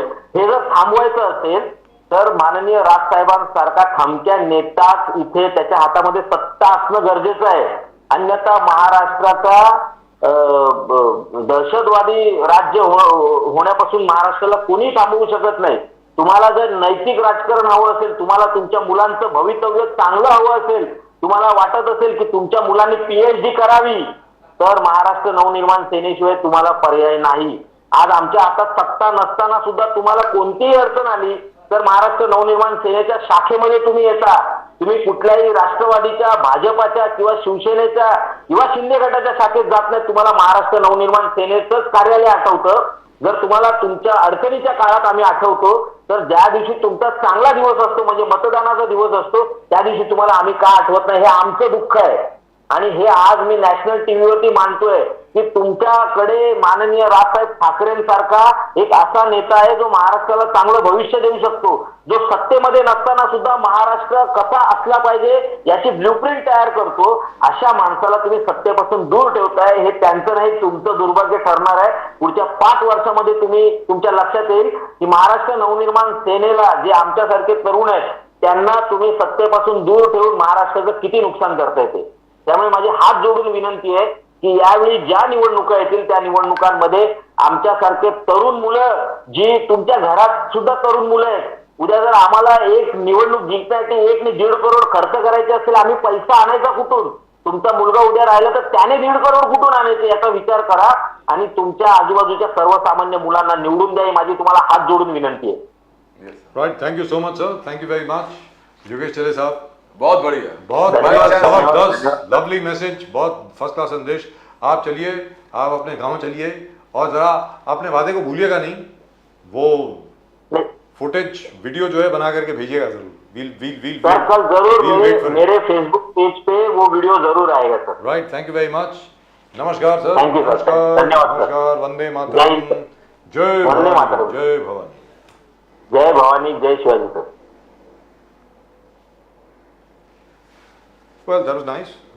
Fantastic. That was really truly nice, and Yes. things are hotting up as far as Maharashtra is concerned. Yes, Even the elections in Maharashtra are going to be after some time. First the Lok Sabha elections, and then after that we'll see what happens next. And even in the Lok Sabha elections, I'm not sure if the triple engine sarkar, as they call it, is really going to work. And at the moment with us from the NCP, Mr. Sharad Pawar, we have Mr. Vikas Launde. Vikas Launde साहब नमस्कार. नमस्कार नमस्कार sir. नमस्कार, कैसे हैं sir, कैसे हैं आप? एकदम ठीक हूँ. आप गाड़ी में से हमारे साथ जुड़े, इसके लिए आपका बहुत बहुत हाँ, मेरे को 8:30 बजे का टाइम दिया था. बहुत बहुत धन्यवाद सर, बहुत बहुत धन्यवाद आपका. अब ये बताएं सर, ये बताएं, ये ट्रिपल इंजन की सरकार जो है, ये इंजन तो अलग तीन दिशा में जा रहे हैं, तो आपको लग रहा है कि ठीक ठाक चल रही है अभी? कहीं मुझसे गलती हो रही है क्या? जी, ट्रिपल इंजन खोके सरकार उसके बोलते हुए, 2 नाम है उनका जी. ट्रिपल इंजन खोके सरकार वो जो महाराष्ट्र में चल रही है, वो महाराष्ट्र में अभी Maratha versus OBC, OBC versus Maratha, ऐसा जो कुछ हुआ है वो ये ट्रिपल इंजन खोके सरकार की वजह से हुआ है. उन्होंने जानबूझकर ये स्थिति महाराष्ट्र में की है और उससे पूरा महाराष्ट्र अस्वस्थ है. और जो मराठा समाज की मांग है आरक्षण की, वो कैसे देंगे ये सरकार बता नहीं रही है. अभी असेंबली में वे बहुत एमएलए क्वेश्चन कर रहे हैं सरकार को कि कैसे देने वाले आप आरक्षण, रिजर्वेशन कैसा मिलेगा, ये अपना फॉर्मूला बताओ. लेकिन सरकार बता नहीं रही है. और जो अनशन करते हैं, जो आंदोलन करते लोग हैं मराठा के, उनकी दिशा भूल हो रही है. दूसरी बाजू में जो किसान लोग हैं, उनको जो फसल गए उनको जो पीक बीमा जो मिल रहे पॉलिसी वो नहीं मिल रही है. जो प्याज जो है वो एक्सपोर्ट नहीं हुआ है. जो किसान लोग हैं वो भी अस्वस्थ है. बेरोजगारी बहुत बड़ी है इधर. मैंने अभी युवा आमदार हमारे रोहित दादा पवार, उनके नेतृत्व में हमने युवा संघर्ष यात्रा की. मैं उनके साथ खुद चल रहा था. 800 किलोमीटर हम पैदल चले पुणे से नागपुर. बहुत लोगों से बात की हमने. वो लोगों से बात करके हमने बहुत देखा कि कितनी बड़ी बेरोजगारी है. किसान लोग कितने हालात में जीने जा रहे हैं. सुसाइड कर रहे हैं, आत्महत्या चल रही है. कोई विकास नहीं चल रहा. लेकिन ये विकास के नाम पे, हिंदुत्व के नाम पे चल रहा ट्रिपल इंजन खोके सरकार पूरा अस्वस्थ है. लोग उनको 2024 में सबक सिखाएंगे ऐसा लगता है. हमने बहुत बड़ी रैली परसों नागपुर में निकाली. हमारे ऊपर भी लाठीचार्ज किया पुलिस ने. सादा एक हमारा जो निवेदन है वो लेने के लिए गवर्नमेंट का कोई आदमी उधर नहीं आया. और हम अगर निवेदन देने को चले तो हमके ऊपर लाठीचार्ज किया महाराष्ट्र पुलिस ने. हमारी क्या मांग थी? बेरोजगारी की. युवा जो चल रहे हैं महाराष्ट्र में, युवा के बहुत सारे क्वेश्चन है. इधर एग्जाम है, उनके हिसाब से कोई मांग है. किसान की कोई मांग है, महिलाओं की कोई मांग है. ये सब मांग लेके हम चल रहे थे. हम सब लोगों को उधर पुलिस ने जो लाठीचार्ज किया, वो हुकुमशाही सरकार चल रही है ऐसा लगता है. ये सरकार बहुत निकम्मी जैसी चल रही है. वो एक दूसरे को कौन सी मिनिस्ट्री मिलेगी, कौन सीएम बनेगा, इस बात पर चल रहे हैं. मुद्दों पे कोई बात नहीं कर रहे. और इसलिए जो नौजवान युवक है अभी, वो राजनीति के खिलाफ चल रहा है. राजनीति का भरोसा अभी उड़ रहा है लोगों का. और इससे जिम्मेदार बीजेपी है, दिल्ली का अदृश्य हाथ है. रोहित पवार का जो संघर्ष, युवा संघर्ष यात्रा है, युवा संघर्ष यात्रा ने हाईलाइट किया, जैसे आपने कहा कि एम्प्लॉयमेंट का प्रॉब्लम है, आरोग्य सेविकाओं के प्रॉब्लम है कि अभी तक उनको वो सेम वेतन मिल रहा है, सेम सैलरी मिल रहा है, ऑर्गेनाइज नहीं है. पर अजित पवार जी ने आलोचना किया रोहित पवार जी का. अजित पवार जी ने कहा कि जिसने अपने जीवन में कभी संघर्ष ही नहीं किया, वो संघर्ष यात्रा क्यों निकाल रहा है? तो संघर्ष क्या आपको लगता है कि रोहित पवार जी को सब सोने के चम्मच में हर चीज प्रदान हुआ है संघर्ष करने की? कभी जिंदगी में संघर्ष ही नहीं किया, अजित पवार जी का कहना है. संघर्ष मतलब क्या है अजित दादा को पूछना पड़ेगा, क्योंकि अजित दादा ने खुद कभी संघर्ष किया है क्या? वो अजित दादा को नैतिक अधिकार है क्या बोलने का? वो अजित दादा मित्र मंडल जो लोग हैं, उनको हम पार्टी नहीं कहेंगे, वो अजित दादा मित्र मंडल है. क्योंकि वो इलेक्शन कमीशन के पास अभी अधिकृत नहीं है और चैरिटी कमिश्नर के पास भी रजिस्टर नहीं है. इसलिए वो अजित दादा मित्र मंडल के जो लोग हैं, उनका नेता जो है वो अजित दादा है खुद. तो अजित दादा ने कब से संघर्ष किया है, कौन सा संघर्ष किया है, खुद ने बताना पड़ेगा. रोहित दादा तो एक नया युवा एमएलए है. वो अभी संघर्ष कर रहे हैं. 800 किलोमीटर पैदल चलना ये आसान बात नहीं है. रोज 20-22 किलोमीटर चल रहे थे. हम उनके साथ चले पूरा काल में. जवळपास एक महीना हम चल रहे थे। तो अजीत दादा ने कौन सा संघर्ष किया है, खुद ने पहला बताना पड़ेगा। नैतिक अधिकार है क्या अजीत दादा को पूछने का, क्योंकि पवार साहब के नेतृत्व में अजीत दादा ने पहले से एमपी से शुरुआत किया, एमपी मेंबर ऑफ पार्लियामेंट बने, बाद में वो मंत्री रहेगा अभी 20, 25, 30 बरस। तो अजीत दादा ने कौन सा संघर्ष किया, ये मेरा अजीत दादा को पूछना सवाल है। रोहित दादा ने जो संघर्ष किया, तो नया अभी 37 एज का युवा है, वो संघर्ष कर रहा है, लोगों के अंदर जा रहे हो सीखने के लिए, क्या लोगों के समस्या है वो जानकर अगर जा रहा है तो अजीत दादा ने पाठिंबा देना चाहिए। वैसे तो लावण्य साहब, शरद पवार साहब ने अनियन फार्मर्स के साथ नासिक में संघर्ष किया, मोर्चा में उनका पार्ट लिया। शरद पवार साहब ने कहा कि जो एक्सपोर्ट बैन है अनियंस पे वो विड्रॉ करना चाहिए सरकार, और उन्होंने कहा कि सेंट्रल सरकार इनसेंसिटिव है, किसान के मुद्दे पर सोचते ही नहीं है, किसान के प्रति उनका कोई सेंसिटिव भावना नहीं है। शरद पवार साहब ने कहा। तो बीजेपी का आलोचना था कि पवार साहब ने भी किया था, एग्रीकल्चर मिनिस्टर थे पवार साहब। तो ये आलोचना को कैसे देखते हो आप, कैसे? बिकॉज शरद पवार साहब उसके बाद ओल्ड पेंशन स्कीम का एजिटेशन में भी चले गए थे। लावंडे साहब, वो जो भाजपा के लोग आलोचना कर रहे हैं वो राजकीय हिसाब से कर रहे हैं, उनकी वो पुरानी आदत है। आप देखो, पवार साहब जब 10 बरस केंद्रीय मंत्री रहे थे, एग्रीकल्चर मिनिस्टर, आज महाराष्ट्र में किसी को भी पूछो कि एग्रीकल्चर मिनिस्टर कौन है, नाम बताओ। अगर 10 किसानों को आपने पूछा, अगर 2 लोग बताएंगे ना नाम सेंट्रल एग्रीकल्चर मिनिस्टर का, तो मैं राजनीति छोड़ दूंगा।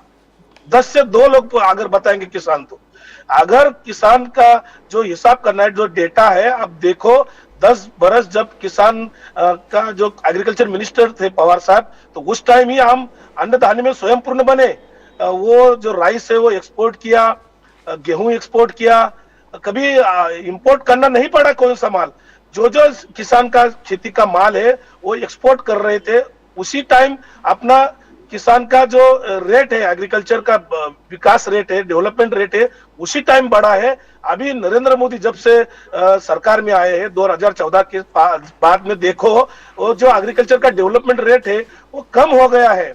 ये डेटा बोल रहा है ना, वो कौन सा डेटा है? अभी जो खर्चा है किसान का, फसल जो उगा रहे हैं उसका फसल का जो खर्चा है वो 4 गुना बढ़ रहा है, लेकिन किसान का जो पीक आता है, जो फसल है, उनका भाव नहीं बढ़ा। उस चाहे सोयाबीन ले लो, कपासी ले लो, शुगर केन ले लो, प्याज ले लो, कौन सा भी फसल ले लो, उत्पादन खर्च जो है वो बढ़ा है 4 गुना, लेकिन भाव नहीं बढ़े हैं। ये स्थिति है ना। कौन सा शेतकरी है, कौन सा किसान है, ये मान नहीं रहा। किसी भी किसान को पूछो। अब नरेंद्र मोदी सरकार है, वो किसान को 6,000 दे रही है वर्ष, एक साल में, जैसे कि 500 रुपए एक महीना। क्या मिलता है 500 रुपए में? वो जो किसान है उनका खर्चा 4 गुना अगर बढ़ रहा है, वो किसान से ही वो 4 गुना पैसा ले रहे हैं, और उनको 2,000 3 महीने में दे रहे हैं, 6,000 साल में दे रहे हैं। ये सरल किसान लोगों की चेष्टा है। किसान लोग आज पूरी किसान खेती है वो अभी नष्ट हो रही है। किसान के लोग आत्महत्या बढ़ रही है। अभी देखो कल ही आंकड़ा आ रहा है, 8 महीने में महाराष्ट्र में 2,340 कुछ सुसाइड हुआ है किसान लोगों की। ये किसमें काल में हुआ है? देखो ना, दुरुस्त बात। अभी किसान का कोई सवाल ऐसा नहीं है कि बीजेपी सरकार ने छोड़ा है, लेकिन वो झूठी एडवर्टाइजमेंट कर रहे हैं। अभी गाड़ी आ रही है किसान के दार में, जो गांव में पहुंची है मोदी सरकार की, कि कुछ काम किए हैं क्या, वो लोग उधर विरोध कर रहे हैं सब गांव में उनका। लेकिन एक चीज तो है साहब, सीधी साधी बात है, आज की तारीख में जिस प्रकार अजीत दादा पवार साहब ने शरद पवार जी के बारे में अपशब्दों का इस्तेमाल किया, बाकी सब किया, हमें तो ऐसा लगता है कि एनसीपी के जो कार्डर हैं, एनसीपी के जो वोटर हैं, उससे काफी नाराज हैं और काफी डिसअपॉइंटेड भी हैं। आपको क्या लगता है? वही है, हमने अभी जो 800 किलोमीटर हम पुणे से नागपुर गए, तो रोहित दादा पवार को लोग दूसरा शरद पवार आ रहा है, शरद पवार की छवि वो रोहित पवार में लोग देख रहे थे, क्योंकि स्वागत कर रहे थे। अगर महाराष्ट्र में मराठा का जो और ओबीसी का जो सेंसिटिव अभी वातावरण है, उधर मराठा लोगों ने गांवबंदी की थी, लेकिन रोहित पवार को किधर भी नहीं रोका। लोग बोल रहे थे अगर रोहित पवार की जगह दूसरा कोई था तो हम रोकते थे, जाने नहीं देते आगे। लेकिन रोहित पवार को किधर भी नहीं रोका। ये उपलब्धि है। लोग शरद पवार साहब को मान रहे हैं। रोहित पवार का स्वागत हो रहा था, वो रोहित पवार खुद बोल रहे थे ये मेरा स्वागत नहीं है, ये शरद पवार साहब का स्वागत है।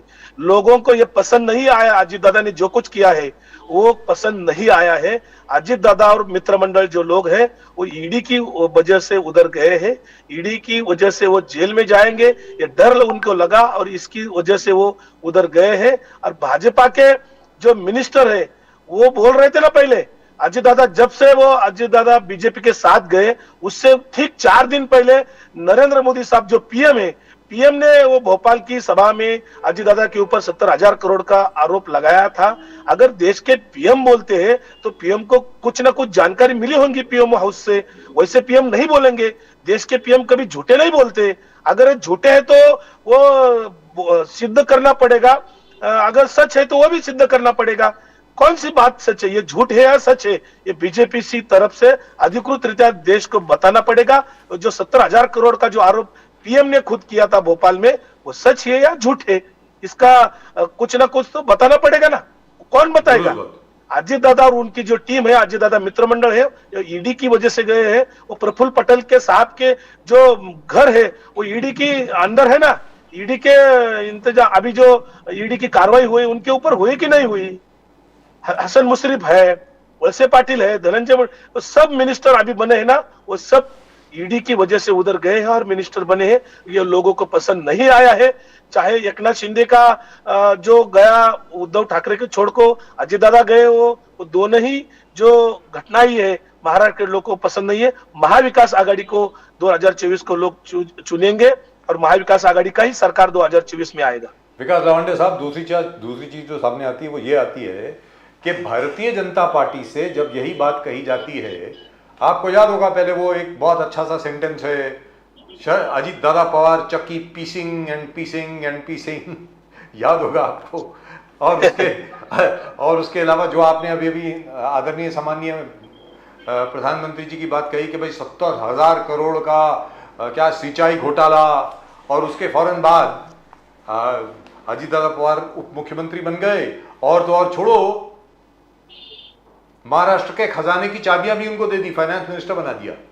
तो ये तो बात है, लेकिन यहां पर दूसरी बात जो सामने आती है वो ये आती है कि बीजेपी से जब ये बात पूछी जाती है तो वो कहते हैं कि कोई केस विड्रॉ नहीं हुआ है, तहकीकात चल रही है, तफ्तीश चल रही है, इन्वेस्टिगेशन चल रही है। तो ये क्या मतलब हुआ विकास लावंडे साहब? नहीं, ये जो बीजेपी का अभी जो दाव है वो दाव अजीत दादा को अभी समझ में नहीं आएगा। अजीत दादा का इस्तेमाल और एकनाथ शिंदे का इस्तेमाल तब तक होगा जब तक लोकसभा इलेक्शन नहीं होती। ये एकनाथ शिंदे साहब होंगे और अजीत दादा मित्र मंडल होंगे, ये सब लोग को भाजपा का दाव समझ में आएगा। अभी अजीत दादा की स्थिति ऐसी हुई है जैसे महाभारत में अभिमन्यु का चक्रव्यूह में पड़ गए थे, वैसे चक्रव्यूह में अभिमन्यु की तरह अजीत दादा पड़ गए हैं। और बीजेपी के लोग वैसे अजीत दादा को छोड़ेंगे नहीं। वो अजीत दादा के बाद लोकसभा इलेक्शन के बाद में समझ में आएगी। भाजपा को ऐसा लगता है कि जो लोकसभा इलेक्शन है वो 48 सीट है, उसमें से ज्यादा 40 से ज्यादा सीट आनी चाहिए, वरना नरेंद्र मोदी और अमित शाह, फडणवीस और ये जो बाकी लोग हैं उनके बीजेपी के महाराष्ट्र के, उनको छोड़ेंगे नहीं। उनको अभी वो टारगेट दिया है कि 40 से ज्यादा सीट आनी चाहिए, और इसीलिए एकनाथ शिंदे को साहब को लिया है और अजीत दादा को लिया है भाजपा ने। लेकिन वो लोकसभा के बाद बहुत बड़ी मजा आएगी। कौन कौन से सीट पे लड़ेंगे, अजीत दादा और एकनाथ शिंदे भाजपा के चिन्ह पे इलेक्शन लड़ाएंगे या खुद का चिन्ह उनको मिलेगा, ये सब तमाशा और जो पिक्चर है वो लोकसभा के बाद ही देखने को मिलेगा। लेकिन एक चीज तो है विकास लावंडे साहब, एक चीज तो है प्रदीप जी, सॉरी, यस, एक चीज तो है, इतना सब करने की वजह से बार बार आदरणीय सम्माननीय शरद पवार साहब को नोक झोंक करने की वजह से शरद पवार साहब में एक नई ऊर्जा आ गई है। मुझे 15 साल पुराने शरद पवार याद आ रहे हैं अब, जिस प्रकार वो सड़क पर आ गए हैं, जिस प्रकार उन्होंने कहा है कि मैं भी देख लूंगा तुम सबको, और सबको मालूम है अगर शरद पवार साहब अपने ऊपर आ गए तो ये जितने भी एनसीपी के जो आप अजीत दादा मित्र मंडल बोलते हैं, इनमें से कोई अपनी भी सीट शायद उनको मुश्किल हो जाएगी जीतने में। क्या कहेंगे विकास लावंडे साहब? लोग वैसे बोल रहे हैं। अब पिछले कुछ महीने में वैसे सर्वे भी बहुत लोगों ने किया था। सर्वे में भी पवार साहब की पार्टी आगे देख रही है, क्योंकि महाराष्ट्र के जो नेता लोग हैं उसमें से शरद पवार साहब एक बड़ा नेता है, वो मास लीडर है। पवार साहब ने जो महाराष्ट्र का विकास किया है उसमें से उद्योग लाए हैं, आईटी पार्क लाए हैं, जो रोजगार मिले हैं महाराष्ट्र के लोगों को, वो शरद पवार की नेतृत्व में धोरण लिए हैं, उससे मिले हैं। क्योंकि महाराष्ट्र के लोगों को कहीं स्थलांतर नहीं करना पड़ा, किसी राज्य में नौकरी के लिए जाना नहीं पड़ा। इसकी पवार साहब का वो देन है, ये लोग नहीं भूलेंगे। इससे किसान लोगों को जो मदद हुआ है आज तक गेली 20-25 बरस में, 40 बरस में, वो शरद पवार साहब को ही कामों से मिला है।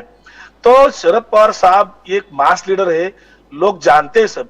अजित दादा मित्र मंडल जो लोग हैं वो अभी देखेंगे कि लोग उनको कैसे नकार देते हैं, वो देखते हैं। अभी उनको खुद अनुभव आ रहा है, लेकिन अभी वो चक्रव्यूह मैंने बताया वैसे वो अभिमन्यु की तरह चक्रव्यूह में पड़े हैं।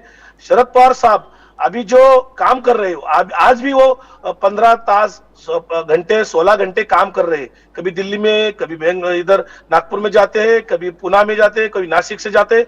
वो हर रोज 12 घंटे 15 घंटे 16 घंटे इसी उम्र में काम रहे हैं। उनको बहुत जोश है अभी वो, और वो जोश से काम करेंगे। लौंडे साहब, मगर जो आप कह रहे हैं सही है। सर्वे हुआ, सर्वे में एनसीपी शरद पवार साहब का 17% वोट शेयर, उद्धव ठाकरे जी का 16%, कांग्रेस 16% और प्रकाश अंबेडकर जब मिलकर आप 50% से ऊपर वोट शेयर आपका है। बट अजित पवार और जो ट्रिपल इंजन सरकार है, ट्रिपल इंजन सरकार बोल रहे हैं कि गेलो ग्राम पंचायत इलेक्शन में देखो क्या हो गया। Number 1 BJP, number 2 Ajit Pawar, number 3 Eknath Shinde ji. तो पवार साहब का किधर इन्फ्लुएंस है, उद्धव ठाकरे जी का कहां वोट शेयर है? तो इस प्रकार इस चीज को आप कैसे कॉम्बैट करोगे कि सर्वे में है शरद पवार साहब सबसे आगे है 17% से ज्यादा वोट शेयर लेके, बट असलियत में ग्राम पंचायत, ट्रिपल इंजन का कहना है ग्राम पंचायत ने दिखा दिया कि रास्ता कि 2024 में मोदी रहेंगे और असेंबली में शिंदे, फडणवीस, अजित पवार रहेगा। How do you see that sir?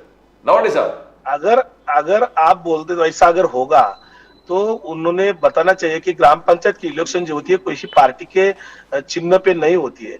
Party का जो चुनाव चिन्ह रहता है उसके जो चिन्ह रहते हैं वो ग्राम पंचायत इलेक्शन में नहीं रहते। अगर वो ऐसे बोल रहे हैं तो कौन से गांव में चुनाव चिन्ह उन्होंने दिया था वो बताना पड़ेगा, क्योंकि गांव में गांव की और भाव की रहती है। गांव का इलेक्शन अलग रहता है, वो रूरल एरिया में जो स्थानिक कोई उनके रहते हैं हिसाब एक का जो रहता है वो उसी तरह रहता है। कोई पार्टी का इलेक्शन उधर नहीं होता। अगर उनको इतना ही कॉन्फिडेंस है अपनी जो ट्रिपल इंजन खोके सरकार के पार्टियां जो भाजपा, एकनाथ शिंदे और अजित दादा मित्रों की इतना कॉन्फिडेंस है तो ले लो ना, महानगर पालिका का इलेक्शन ले लो, जेडपी का इलेक्शन ले लो, पंचायत समिति का इलेक्शन ले लो। ये इलेक्शन क्यों नहीं ले रहे हो? मोदी साहब पहले पवार साहब का बहुत तारीफ करते थे, शरद पवार साहब से बहुत कुछ सीखा है, शरद पवार साहब हमारे गुरु हैं, मोदी जी कहते थे, प्राइम मिनिस्टर मोदी। मगर हाल ही में मोदी साहब ने पवार साहब का आलोचना करना शुरू कर दिया। बोले एग्रीकल्चर मिनिस्टर थे, फिर भी महाराष्ट्र में बहुत डेथ होने लगा है, तो अलग अलग विषय में। मगर शरद पवार साहब ने भी कहा कि मोदी साहब जिस प्रकार से स्टेट में सीएम का आलोचना करते हैं, party non BJP state CM का आलोचना करते हैं, ये फेडरल स्ट्रक्चर के लिए ठीक नहीं है। और उन्होंने कहा कि विश्व गुरु आपको बनना चाहिए। पवार साहब ने मोदी साहब को बोला विश्व गुरु आप बनना चाहिए, बनो, मगर गांधी और नेहरू को आप डिस्क्रेडिट करके आप ये मत अपना मकसद हासिल मत करो। लवाने साहब कैसे आप इसको समझाओगे देश को? पवार साहब ने जो नरेंद्र मोदी साहब खुद को विश्व गुरु बोल रहे हैं, उनके जो सोशल मीडिया की वार रूम की टीम है वो भी विश्व गुरु बोल रहे हैं।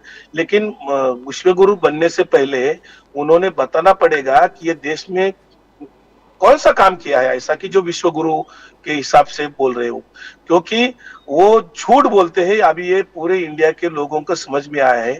अभी गूगल में भी सर्च किया, फेकू डाला तो किसका नाम आता है? फेकू अगर सर्च किया फेकू तो किसका नाम आता है? देखो हैशटैग बन रहा है फेकू। इतना झूठी बातें करने वाला इस देश ने कभी दूसरा पंतप्रधान अभी तक देखा नहीं है।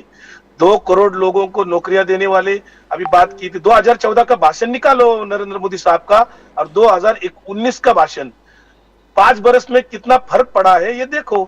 और अभी 2023 का ही भाषण देखो, इतना झूठा बातें करने वाला कोई पंतप्रधान अब तक मिला नहीं है, ये लोगों को समझ में आया है। उन्हें जुमला पार्टी कहते हैं। अभी किसी एक इंटरव्यू में खुद अमित शाह ने बताया था ये तो चुनावी जुमला था। ये क्या है? नोटबंदी की कितना पैसा ब्लैक मनी बाहर आया? 1 रुपया भी नहीं आया। इतने सारे वायदे किए, कौन सा वायदा पूरा किया? एक ही वायदा पूरा नहीं किया उन्होंने। तो ये सब वायदे किए थे, एक ही वायदा पूरा नहीं हुआ, इसलिए वो तो हिंदू मुस्लिम कर रहे हैं। हिंदू मुस्लिम के लिए वो कोई भी तरीका निकल रहे। विश्व गुरु वो होंगे तो वो कम्युनल जो का अभी चल रहा है देश में, उसके हिसाब से वो विश्व गुरु है। अगर उनके गुरु है तो गोलवलकर, हेडगेवार जो तो उनके आरएसएस के गुरु है, उनका नाम वो क्यों नहीं लेते? उनके नाम, उनका फोटो लगा के वो वोट क्यों नहीं मांगते? उन्होंने सावरकर का फोटो लगाना चाहिए, हेडगेवार का फोटो लगाना चाहिए, गोलवलकर का फोटो लगाना चाहिए, नथुराम गोडसे का नाम लेना चाहिए। अगर कोई इंडिया के बाहर के लोग अगर इंडिया में आते हैं G20 के हिसाब से, तो उन्होंने गांधी के समाधि के ऊपर क्यों लिया? साबरमती आश्रम क्यों दिखाया? उन्होंने हेडगेवार, गोलवलकर, गोडसे का स्मारक देखना चाहिए, उनके नाम से इंडिया को बाहर बताना चाहिए। लेकिन वो वैसे नहीं करते। इंडिया के बाहर जाने के बाद वो गांधी नेहरू की बात करते हैं, इंडिया के अंदर आने के बाद वो अलग बात करते हैं। ये अभी लोगों के ध्यान में आया है।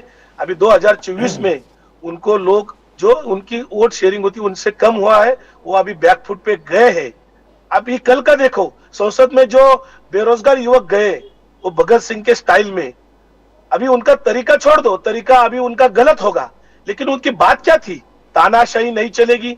बेरोजगारी के ये दो, तानाशाही और बेरोजगारी के ये मुद्दों पे नरेंद्र मोदी बात करेंगे क्या? अभी तक ऐसे कभी हुआ नहीं है। संसद में इतने ऐसे तरुण लोग जाते हैं, उनका मुद्दा कैसे छोड़ेंगे? उनका तरीका छोड़ दो, तरीका गलत होगा। अगर नरेंद्र मोदी सेंसिटिव पर्सन है तो उनके कम से कम अपराध में लेके कोई बॉन्ड लेके छोड़ना चाहिए, उनको माफ करना चाहिए, क्योंकि उनका सवाल है बेरोजगारी, उनका सवाल है तानाशाही। ये दो मुद्दे नरेंद्र मोदी कैसे उनके ऊपर मन की बात करेंगे क्या? पूरी इंडिया में वो बात अभी है, पर इंटरनेशनल न्यूज बन गई उनकी। पूरी इंडिया में बात अभी हो गई, पूरे इंटरनेशनल में बात हुई। नरेंद्र मोदी वो बात को कैसे उलझा करेंगे? विकास लावंडे साहब, चलते चलते आखिरी सवाल आपसे मैं चाहूंगा, इस पर जरा आप विस्तार से जरा बात करें। आपके खुद के व्यक्तिगत विचार क्या हैं वो जरा बताएं साहब। मराठा आरक्षण से बात शुरू हुई, जरंगे पाटिल साहब को सामने लाया गया, उनसे एकनाथ शिंदे साहब मिले, एक डेडलाइन दी गई, उसके बाद जस्टिस शिंदे गए और ना जाने और कितने लोग गए। अब डेडलाइन जो है वो 30 दिसंबर की है। उसके पहले इन्होंने कहा है, जरंगे पाटिल साहब ने, 24 दिसंबर तक अगर हमको नहीं लगा कि मिलने वाला है तो हम पूरे मुंबई को, पुणे को, नागपुर को, सबको जैम कर देंगे। और सामने छगन भुजबल साहब जो सरकार का हिस्सा हैं वो खड़े हो गए हैं। वो मराठा आरक्षण को लेकर के बड़े उत्तेजित हैं। वो कहते हैं भाई इनको तुम कुनबी सर्टिफिकेट दे रहे हो, 30 लाख से ज्यादा कुनबी सर्टिफिकेट दे चुके हो। इसका मतलब क्या हुआ कि ओबीसी रिजर्वेशन उतना कम हो गया।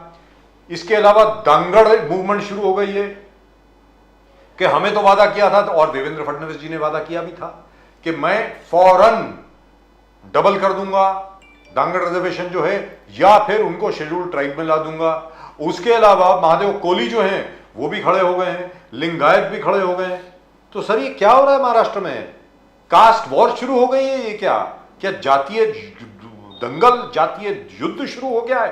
क्या हो गया ये सर? वैसे तो आरएसएस और भाजपा की जो मूलभूत विचारधारा है वो आरक्षण के खिलाफ है। वो जाति वर्ण व्यवस्था मानने वाले पार्टी है। आरएसएस मनुस्मृति को मानने वाली पार्टी है। आरएसएस और बीजेपी अगर चातुर्वर्ण व्यवस्था मानते, ब्राह्मण, क्षत्रिय, वैश्य और शूद्र, वो अभी ओपनली समर्थन करते पहले से ही। उनको समता जो अपने कॉन्स्टिट्यूशन का जो तत्व है वो मंजूर नहीं है, वो समरसता मानते हैं। और समरसता मानने वाली आरएसएस बीजेपी आरक्षण के खिलाफ है, ये पहले से है। छत्रपति शाहू महाराज हो, महात्मा फुले हो, डॉक्टर बाबा साहब अम्बेडकर हो, इनका जो समता का विचार था, जातीय अंत का विचार था, वो आरएसएस बीजेपी को मंजूर नहीं है पहले से। फुले शाहू अंबेडकर इन्होंने संघर्ष किया है तो किसके साथ किया है, किसके साथ संघर्ष करना पड़ेगा, उनको करना पड़ा तो वो मनुस्मृति वाले के साथ ही करना पड़ा। आरएसएस हिंदुत्ववादी जो शक्ति है उनके खिलाफ ही वो संघर्ष करना पड़ा। वही शिव शाहू फुले अंबेडकर का ये महाराष्ट्र है, उसमें जातीयंत की लड़ाई अभी बाकी है। वो अभी जो आरक्षण की बात करने वाले लोग हैं, अभी छगन भुजबल बात कर रहे, छगन भुजबल की संगठन है समता परिषद, उन्होंने बताना चाहिए समता परिषद अभी समरसता परिषद हो गई है क्या देवेंद्र फडणवीस के साथ जाने के बाद। समता और समरसता में क्या फर्क है, ये छगन भुजबल साहब ने अभी बताना पड़ेगा, वो बताना जरूरी है। अभी छगन भुजबल साहब के कंधों पे बंदूक रख के फडणवीस और बीजेपी इधर ये जातीय टकराव कर रही है, जातीयवाद बढ़ा रही है। वो बीजेपी वाले लोग जो खुद मंत्री है वो कैसे बता सकते हैं ऐसे लोगों को ओबीसी का मेला लेके, और खुद सीएम और कैबिनेट का कोई मंत्री नहीं बता रहा है कि ओबीसी को कि तुमके आरक्षण को कोई धक्का नहीं पहुंचेगा। ये क्यों नहीं बताएंगे, क्यों नहीं बताते, हक ये सवाल है। और मराठा लोगों को ये सरकार क्यों नहीं बताते कि ये आरक्षण कैसे मिलने वाला है। जरांगे पाटिल जो है मांग कर रहे कि सब मराठा को एक साथ कुंभी प्रमाण पत्र दे दो। कुंभी प्रमाण पत्र देने की प्रोसेस तो 2004 से शुरू है इस महाराष्ट्र में, बहुत कुछ लोगों को मिली है पहले से। अभी वो बता रहे कि सब मराठा लोगों को दे दो, वो मिलने वाली है क्या नहीं, ये एकनाथ शिंदे उनका मंत्रिमंडल क्यों नहीं बताते ये मिलेंगे या नहीं मिलेंगे। और जो क्यूरेटिव पिटिशन है सुप्रीम कोर्ट में चल रही है, उनका निकाल अभी आने वाला है कुछ दिनों में, वो मराठा नाम पे आरक्षण मिलने वाला है, वो बात अलग है। और जरांगे पाटिल की मांग है वो अलग है, ये दो मांग अलग अलग है। लेकिन महाराष्ट्र की जो ट्रिपल इंजन खोके सरकार है उनको इलेक्शन के अभी मुंह पे अभी जो इलेक्शन आ रही है, इलेक्शन के जो वोट शेयरिंग करना है, उनको वोट डिवाइडेशन करना है, इसलिए ये काम कर रहे हैं। वो ओबीसी का वोट एक साथ कैसे मिलेगा, मराठा का भी वोट एक साथ कैसे मिलेगा। तो मराठों को हैंडल कर रहे हैं एकनाथ शिंदे, ओबीसी को हैंडल कर रहे हैं छगन भुजबल और फडणवीस, और अजित दादा वैसे ही बीच में रहे हैं। ये सब जो खिलाड़ चल रहा है जाति के ऊपर, महाराष्ट्र उनको कभी मार्क नहीं करेगा। अभी जो महाराष्ट्र के लोग हैं वो सब जान गए हैं कि ये कुछ लोग जो बीजेपी के हैं, फडणवीस जिसको ये खेलवाड़ करना है, वो लोग उनको अभी देख रहे हैं, लेकिन इलेक्शन में वो इसमें सक्सेस नहीं होंगे। अभी लोगों को समझ में आया है, छगन भुजबल की बात समझ में आ रही है, और वो मराठा लोगों को कैसे खिलवाते हैं महाराष्ट्र सरकार, वो भी अभी 10-15 दिन के बाद देखना पड़ेगा उनको। तो क्या 30 दिसंबर तक मिलेगा सर आरक्षण, क्या लगता है? ये आरक्षण कैसे मिलेगा ये सरकार ने बताना चाहिए। एकनाथ शिंदे, मुझे समझ में नहीं आया, आपको समझ में आया क्या? मुझे समझ में नहीं आया है, आपको आया है समझ में कि आरक्षण कैसे मुझे भी नहीं समझ में आया, क्योंकि इंदिरा साहनी जो निकाल अभी सुप्रीम कोर्ट और 9 जजेस का बेंच का निकाल है, वो तो बता रहे हैं कि 50% से ज्यादा नहीं कैप लगी है ना उधर। तो अभी कैसे मिलेगा? जो मराठा आरक्षण है वो उनका सोशल जो मागासलेपन बोलते हैं, सामाजिक मागासलेपन उनको कहते हैं, वो अभी तक साबित नहीं हुआ है। कोई राज्य मागास वर्ग आयोग या केंद्रीय मागास वर्ग आयोग ने अभी तक वैसा रिपोर्ट नहीं किया है। तो 50% की कैप है वो कैसे लवांडे साहब 35 लाख का नोंदनी हुआ कुंभी मराठा का, और भुजबल साहब का कहना है कि इस रेट पे आगे चला गया तो मराठा बचेंगे नहीं, सबको सर्टिफिकेट मिल जाएगा कुंभी मराठा का। कैसे देखते हो आप इसको? सबको कैसे मिलेगा? जो भी 35 लाख पुरावे अभी मिल रहे हैं, सबूत मिल रहे हैं, उसमें से कई लोगों को पहले से मिला है। जैसे कि विदर्भ के 5-6 जिले में कुंभी का सर्टिफिकेट वैसे लोगों को पहले से मिला है। उत्तर महाराष्ट्र में भी मिला है, कोकण में मिला है, पश्चिम महाराष्ट्र में बहुत कुछ लोगों को 2004 से आज तक बहुत लोगों को मिला है। उनका ही 35 लाख में उनके ही भी अभी सबूत आए हैं ना। अभी जब सर्टिफिकेट बांटेंगे गवर्नमेंट, जब मिलेगा तब अपने को आंकड़ा, सच आंकड़ा आएगा, और जात पड़ताल कास्ट वेरिफिकेशन जब होंगे उनके, तब समझ में आएगा कितने लोगों को मिला है, कितने लोगों को नहीं मिला है। सरसकट सब लोगों को मिलेगा, ये मेरे को सपना लगता है। Right, so which means we have another problem on our hands. सीधी सादी बात है, मतलब ये समस्या जाने वाली नहीं है, कहने का मतलब ये हुआ लवंडे साहब। हाँ, इतना आसान नहीं है, क्योंकि मराठा नाम पे आरक्षण मिलना ये जी। अलग बात है, और सब मराठा को कुणबी सर्टिफिकेट देना ये दूसरी बात है। ये दोनों बातों में कैसे गवर्नमेंट सक्सेस होंगे ये गवर्नमेंट नहीं बताती है, और मराठा लोगों को ये सपना दिखा रही है। जब तक इलेक्शन नहीं होती तब तक ये सपने ऐसे दिखाते रहेंगे। Right, thank you very much sir. Vikas Lavande sahab, बहुत बहुत धन्यवाद आपका हमारे से जुड़ने के लिए। So nice of you sir. आपका नमस्कार, जय Hind, Thank you, sir. Vande Mataram. Thank you sir. Thank you. But that was nice. For the first time, Mr. Vikas Lavande. Yes, yes. And very articulate, very forceful, Bilkul. very straight and upfront. And as he says, Rohit Pawar is the new face of the youth in Yes, NCP. and in fact, he says he's a replacement for Sharad Pawar, sir. Yes, and People are accepting that. and look at the manner in which he has held that morcha in Nagpur and so on and so forth, and he grabbed all the headlines everywhere in practically all the channels, at least in Maharashtra, not in the rest of the country. The rest of the country is very, very busy with itself. But as far as Maharashtra is concerned, I somehow feel, Pradeep ji, that this caste thing is not going to go away. It is going to blow up. It's not just going to fade away. मुझे नहीं लगता, क्योंकि देखिए साहब, जरंगे पाटिल साहब बहुत आगे बढ़ चुके हैं, भुजबल साहब भी अपनी तरफ से बहुत आगे बढ़ चुके हैं। अब पीछे जाना मुश्किल है। They can't go back. जैसे समता परिषद को लेकर के और बाकी ओबीसी माली आरक्षण वगैरह को लेकर के भुजबल साहब बहुत आगे बढ़ चुके हैं, और जरंगे पाटिल साहब कुणबी आरक्षण को लेकर के इतना आगे बढ़ चुके हैं, इतना आगे बढ़ चुके हैं कि अब उनके लिए वापस जाना, रिट्रीट करना will be impossible. I don't think he'll be able to. Both things, and both claim that they have more than 50% of the population with them. Yes. Bhujbal Sahab keh rahe 54, Jarange Patil ji says, Manoj Jarange Patil ji says more than 50. More than 50, we are more than 50. So together they have 104. 104%. Yes. And we haven't even counted the Muslims, the Brahmins, Yes, the yes, Kshatriyas, yes, and yes, everybody yes, else over here. yes, yes. So I don't know which planet they're living on. But at the same time, the fact remains that considering what Mr. Jarange Patil has said and the ultimatums that he has given to the government, what happens on 24th of December, on Christmas Eve, when nothing happens? क्योंकि अभी क्या movement है मुझे समझ में नहीं आ रहा है, और 30 दिसंबर को क्या होने वाला है मेरी समझ के बाहर है, क्योंकि ये सुप्रीम कोर्ट के सामने भी नहीं है। ये जो क्यूरेटिव पिटीशन है उस पर तो आर्ग्यूमेंट्स भी शुरू नहीं हुई हैं अभी तक, प्रदीप जी। नहीं हुआ ये as far as I know it has not even been assigned a bench. Not. अभी तक तो बेंच भी असाइन नहीं हुआ। And they're going for Christmas vacations on 20. I think today was the last day. Today was the last day of the Yes, Supreme yes, Court. yes, Yes. yes. तो अभी तो court भी खोलेगा जनवरी में, तो मतलब ये क्या होने वाला है सर? ये जरा तकलीफ होने वाली थोड़ी सी, मुझे ऐसा लग रहा है। Has Mr. Shinde tied himself up in knots? I mean, Or are promising they too working much? to a plan?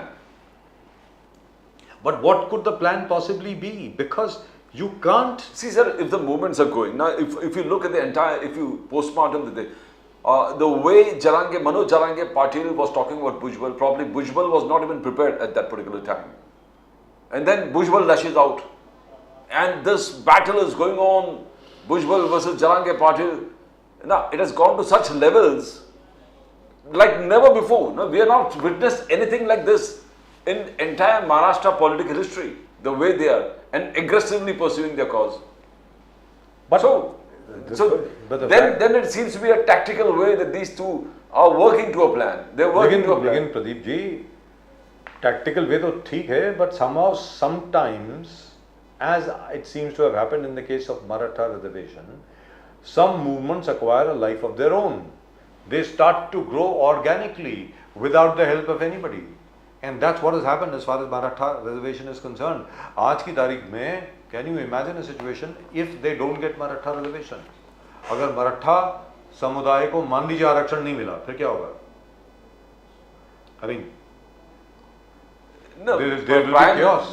Chief minister Eknath Shinde ji ने छत्रपति शिवाजी महाराज के सामने मंच पर कसम खाकर बोलेगा that I will ensure justice to Marathas. Sir, justice to Marathas. And I don't think a CM at a public rally takes a promise, and that to Chhatrapati Shivaji Maharaj, and then can go back on it. Justice for Marathas need not necessarily mean reservations. It means justice. Now, I don't know what justice means. If it is reservations, how will he give the reservations? Under the 102nd Amendment, he can't go beyond 50% unless the Supreme Court allows it. Then what does he do? Give Kunbi certificates to everybody. Exactly. That's what Chagan Bhujbal ji is saying. He says now there will be no Marathas left because Everybody will Maratha be a has Kunbi. Kunbi certificate. So there's no Maratha left. तो मेरा ये कहना है कि हर एक को अगर आपने कुनबी सर्टिफिकेट दे दिया तो what happens to the OBC reservation which is already there 27% की OBC And that's okay with Manoj Jarange Patil. That's okay with him. But what about the people who are in that 27%? They're feeling saturated. The entire 27% OBC is feeling saturated. भाई देखिए Totally. Where are the jobs? Sir, they will be pushed out. Now, even if you're talking about 35 lakhs, presumably 35 lakhs, when we talked about 35 lakhs, the other political leaders are saying it will go further, double, triple हो जाएगा इसका. So they are Pradeep ji, it will go to 2.5 crores. That's what I'm saying. Yes. वो 2.5 करोड़ जाएगा और जब वो 1 करोड़ का mark cross करेगा या 75 लाख का मार्क जो है वो क्रॉस करेगा, the other communities who are there in that 27% will start to feel the heat. उनका रिजर्वेशन कम होगा.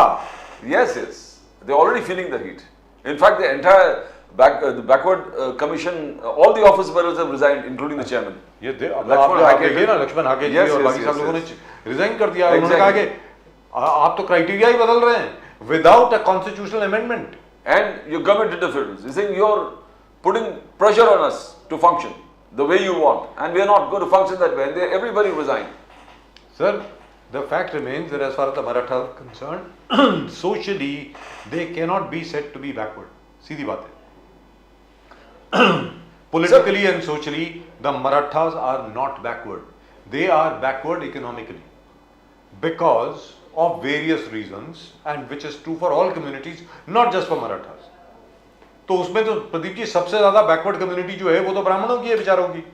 उनकी तो हालत खराब है, उनको तो कहीं पर भी रिजर्वेशन नहीं है. सर, इसमें clear cut when Manoj Jarange Patil ji fast पर बैठा हुआ था जी, Chhatrapati Shahu Maharaj went and met him and openly they discussed that Kunbi and Maratha are the same. बोले कि 6 months you are doing agriculture and 6 months you are on the warfare. So both are same. तो So, but Mr. Narayan Rane does not agree. again. So Jarange Patil gave him a reply. He said, जिसको नहीं चाहिए वो मत ना ले. जी, जिसको नहीं चाहिए वो नहीं लेंगे. जिसको मिल रहा है वो सब ले रहे हैं. लेकिन तकलीफ सिर्फ मराठा की नहीं है ना प्रदीप जी. यहाँ पे ये मराठा तो एक ही समुदाय है. उसमें दांगड़ भी आते हैं, माली भी आते हैं, कोली भी आते हैं, लोहार भी आते हैं, बाकी सब सुतार भी आते हैं, बाकी सब लोग आते हैं. उनका क्या प्रदीप जी? अब आप माली को कुनबी तो नहीं बना सकते, आप कोली को कुनबी तो नहीं बना सकते, आप लिंगायत को कुनबी तो नहीं बना सकते. कैसे करेंगे? तो they are talking only of Marathas, Kunbi, Marathas and Marathas. तो बाकी कम्युनिटी का क्या? बाकी समुदाय चुप तो बैठने वाले नहीं है.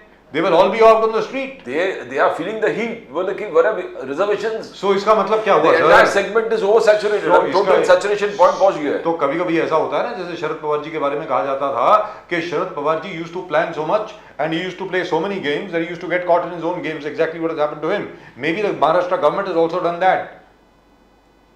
I mean, they have played such a complicated game that now they don't know how to get rid of it. Rightfully speaking, they should have just stuck to what Mr. Narendra Modi said. What Mr. Modi said was there are only 2 castes. One is rich, one is poor. बस that's it. Good morning. आपको अगर यहाँ पे मतलब you want to sit on a fast unto death, please do so. No problem. We'll help you. We'll help the poor. We stand by the poor of the state, of any caste and every caste. I would have expected something like that from this government, from Mr. Devendra Fadnavis and perhaps from Mr. Eknath Shinde. Ajit Pawar, of course, has not committed himself insofar as this particular thing is concerned. अब यहां पर आपने मनोज झरंगे पाटिल को promise करके 24 दिसंबर को, sir उसकी deadline है, अगर उसने देखा कि यहां पे कुछ होने वाला नहीं है, sometimes as I said, you blunder into a situation which is what seems to be happening here. He has said that he will block Mumbai, blockade Mumbai. And he will do it. He will do it because no other Maratha agitation has reached such a level, a decisive level. No, you had the entire administration working, searching evidences about Kunbis. It never happened earlier. Never happened earlier. Let's ask Mr. Ali Daruwala. Daruwala Sahab is with us right now. Ali Daruwala Sahab, namaskar. Namaskar, good evening, Jai Hind. Jai Hind, sir, Jai Hind, Jai Hind, Har Har Mahadev. Sir, we dragged you out of a wedding. Oh God. So kind of him to be. No problem, Rajiv sir. It's a pleasure, and really, I'm looking forward to be with both of you. It's what they call service beyond call of duty. But Ali दरवाजा साहब, अब तो जबरदस्त हो गया sir. अब तो कृष्ण जन्मस्थान भी आने वाला है। मोदी जी ने अनाउंस कर दिया, कोर्ट ने भी अनाउंस कर दिया, सर्वे ऑफ कृष्ण जन्मस्थान। तो सो दी old promises, all the commitments made by the Bharatiya Jansangh in 1954 are all being fulfilled by Mr. Modi. Repeal of Article 370, Ayodhya, Mathura, Kashi, and Uniform Civil Code remains, which is also coming. So congratulations. And yesterday Amit Shah said Uniform Civil Code will be implemented. क्या कहेंगे sir इसके बारे में, दारवाला साहब? Sir, I happen to be parachuted here, as I always tell you. I come from the SANGH. I was working with Honorable Indresh G. Kumar. As you said, this Article 370-35A, Triple Talaq, you forgot to mention. I worked myself day and night on the Triple Talaq bill. Now, this is done. Done is done. Let's not discuss about it. Now, let me talk about what we need to do further. Agenda 2024. Agenda 2024 is we are setting ourselves a higher goal, a higher aim. And I would like to tell the audience through your platform, is the ideology, the benchmark, the goal is set by the Sangh, BJP, Narendra Modi ji, Yogi ji. We all get together and we work tirelessly without being deviated to reach that goal. And what is that goal? And on your platform, I can tell you openly today, because I was part of it yesterday, is China.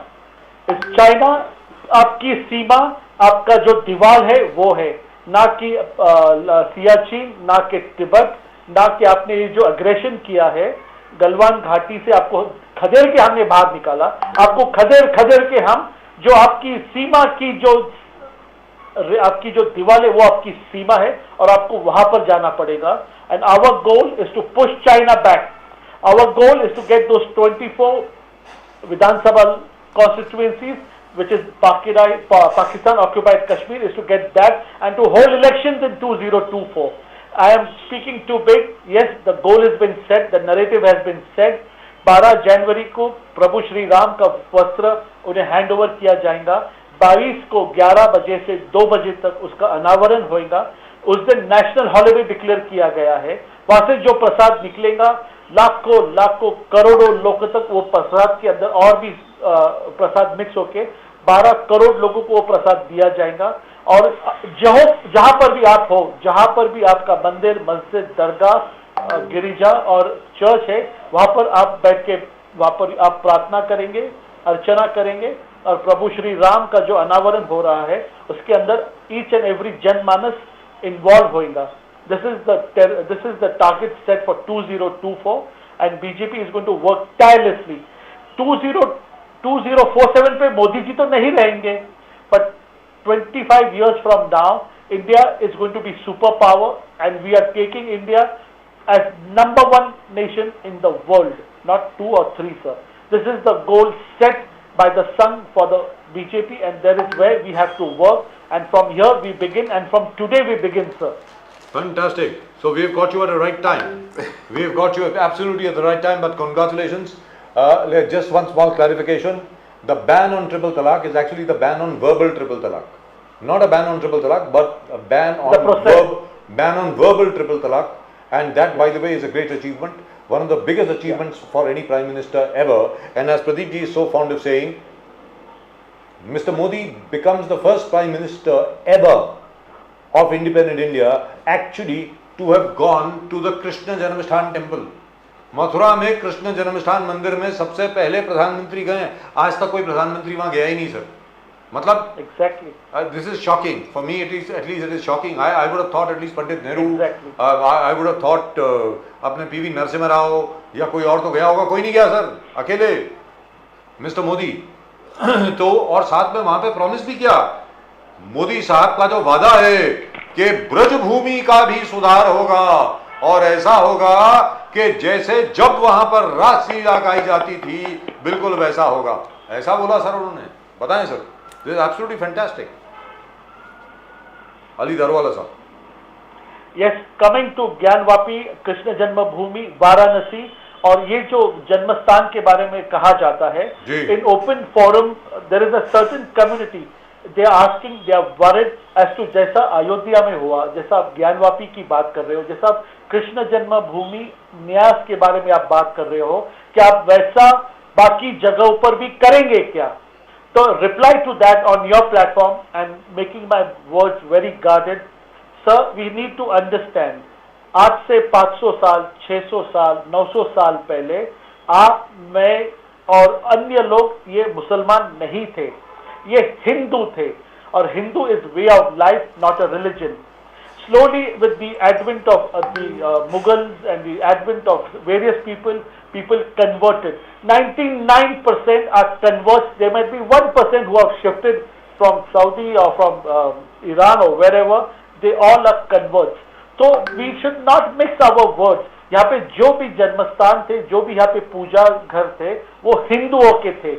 Aggression से यहाँ पर उसको convert किया गया, ना कि कोई भी यहाँ पर जो हुआ है. If it is reverted back, Islam के अंदर एक बहुत ही अच्छा एक प्रोविजन है, जहाँ पर कोई वाद विवाद है वहाँ पे अल्लाह का घर नहीं हो सकता, वहाँ पे आपकी नमाज कबूल नहीं होती.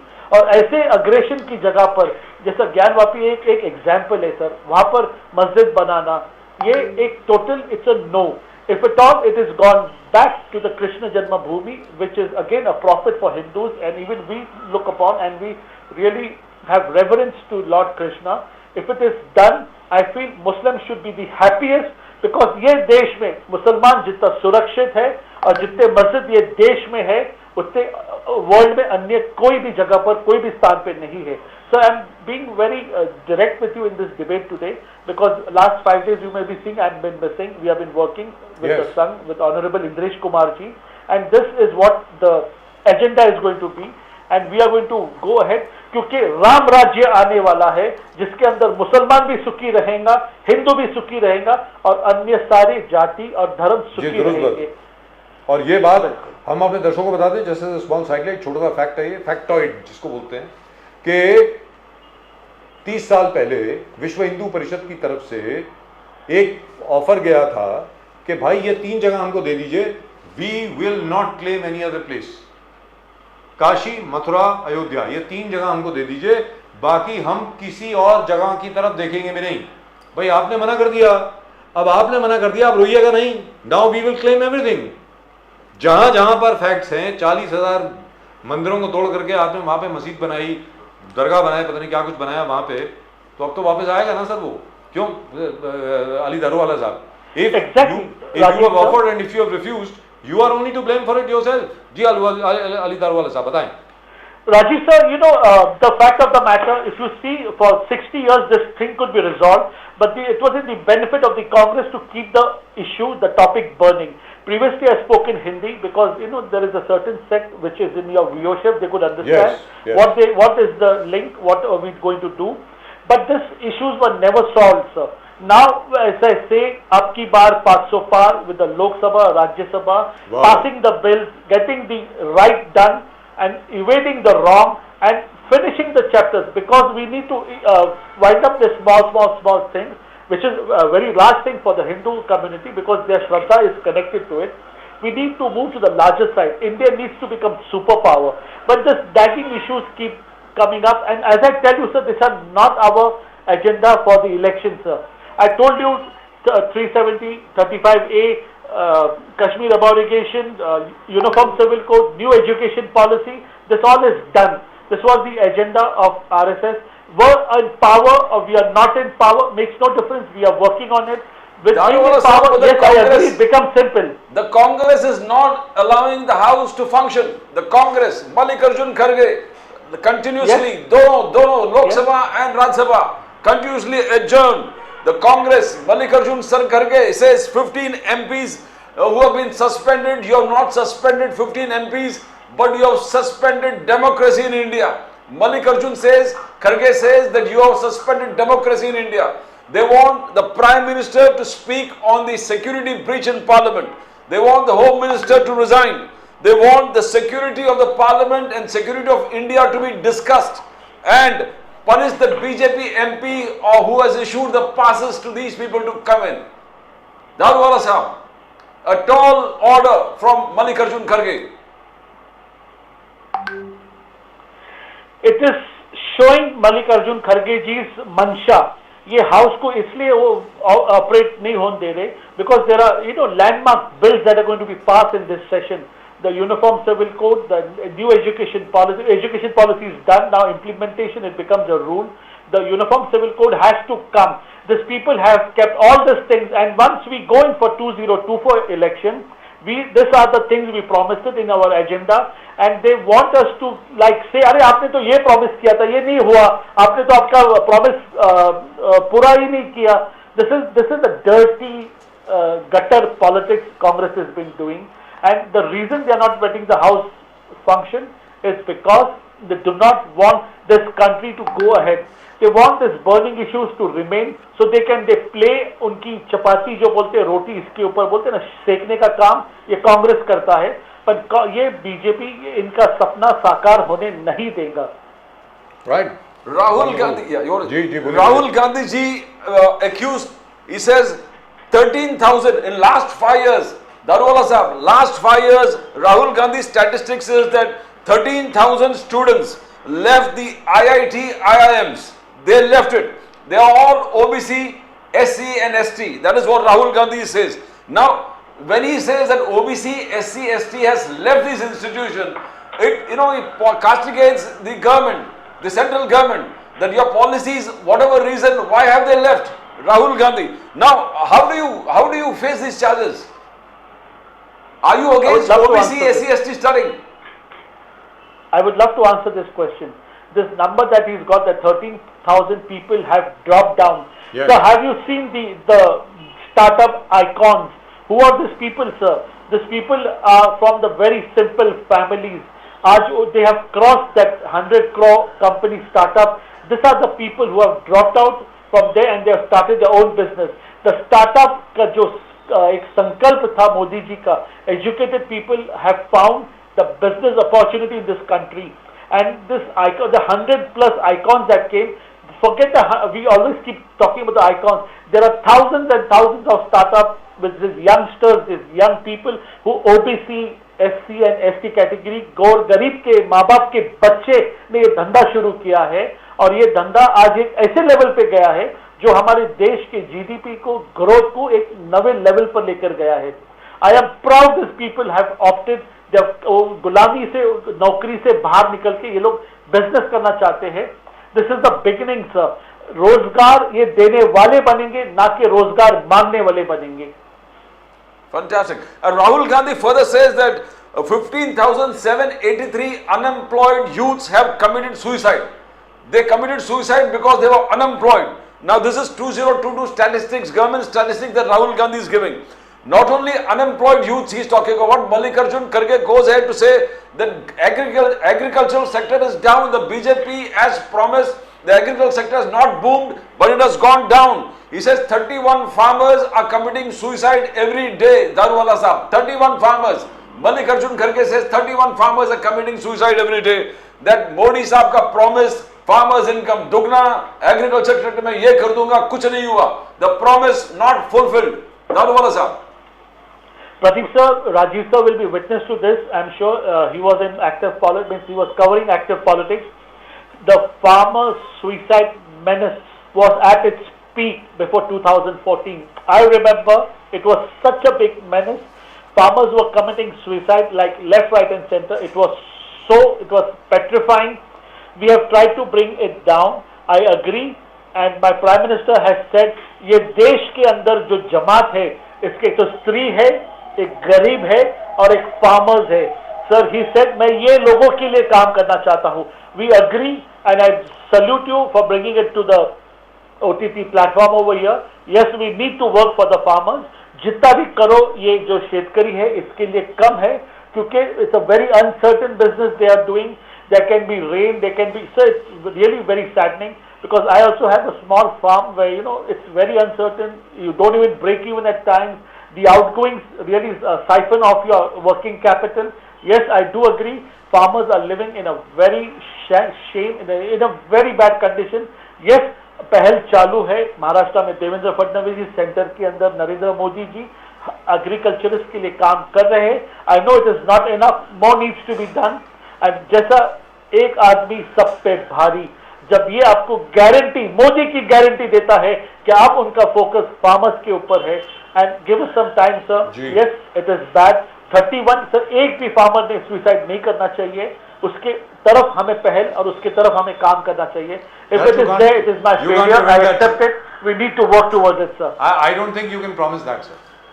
Ali Tarwala sir, I don't think you can promise that. I'll be very frank with you, because the extent of the problem is so big that whatever you do will take another 10 or 15 years before everything. So we need to start, sir. We need to start. Sir, it has already started before things come to an even keel. Let's be very clear.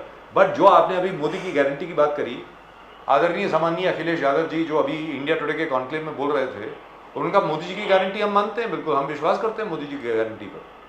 Modi ji की guarantee है कि कीमतें बढ़ेंगी, मोदी जी की guarantee है कि बेरोजगारी बढ़ेगी, मोदी जी की गारंटी है कि पेट्रोल और डीजल के दाम भी बढ़ेंगे, मोदी जी की गारंटी है कि जो हमारे फौजी हैं उनको पूरी नौकरी नहीं मिलेगी, सिर्फ 4 साल के लिए मिलेगी और पेंशन भी नहीं मिलेगी. ऐसा अखिलेश यादव जी ने बोला है. Would you like to say something, sir, especially with regard to the petrol and diesel prices and price rise all around? Sir, you will be surprised, sir. As you said, the petrol diesel prices in international market had gone down. I said, let's wait and watch. Yes, there's a deficit that we had to cover, and now they are again at a standstill. We have this, and I always keep telling you, and it is a fact, because petrol, diesel, 80 to 90% is imported. We are totally an import-oriented country. Yes. We depend on lots of factors. But we are working on it, sir. We have been able to strike deals with Qatar where we can pay them, we can get the gas.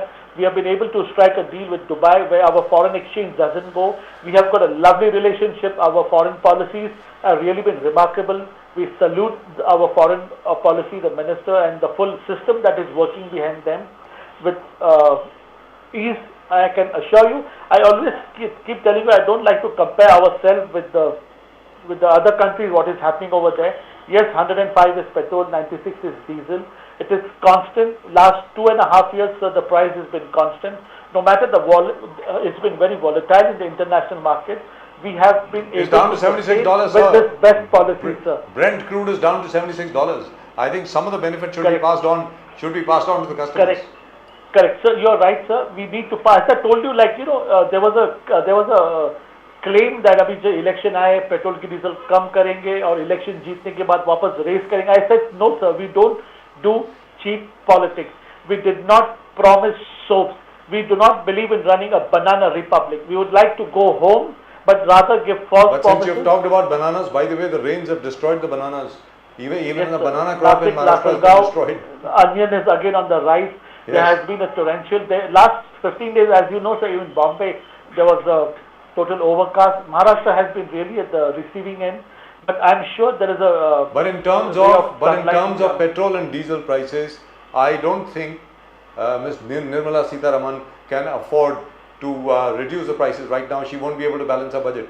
There is no way that she'll be able to balance her budget if you reduce the petrol and diesel prices right now. You may not agree. Our flagship projects are funded from petroleum income. Yes. 100% it is income. With GST income is just a partial, very small amount.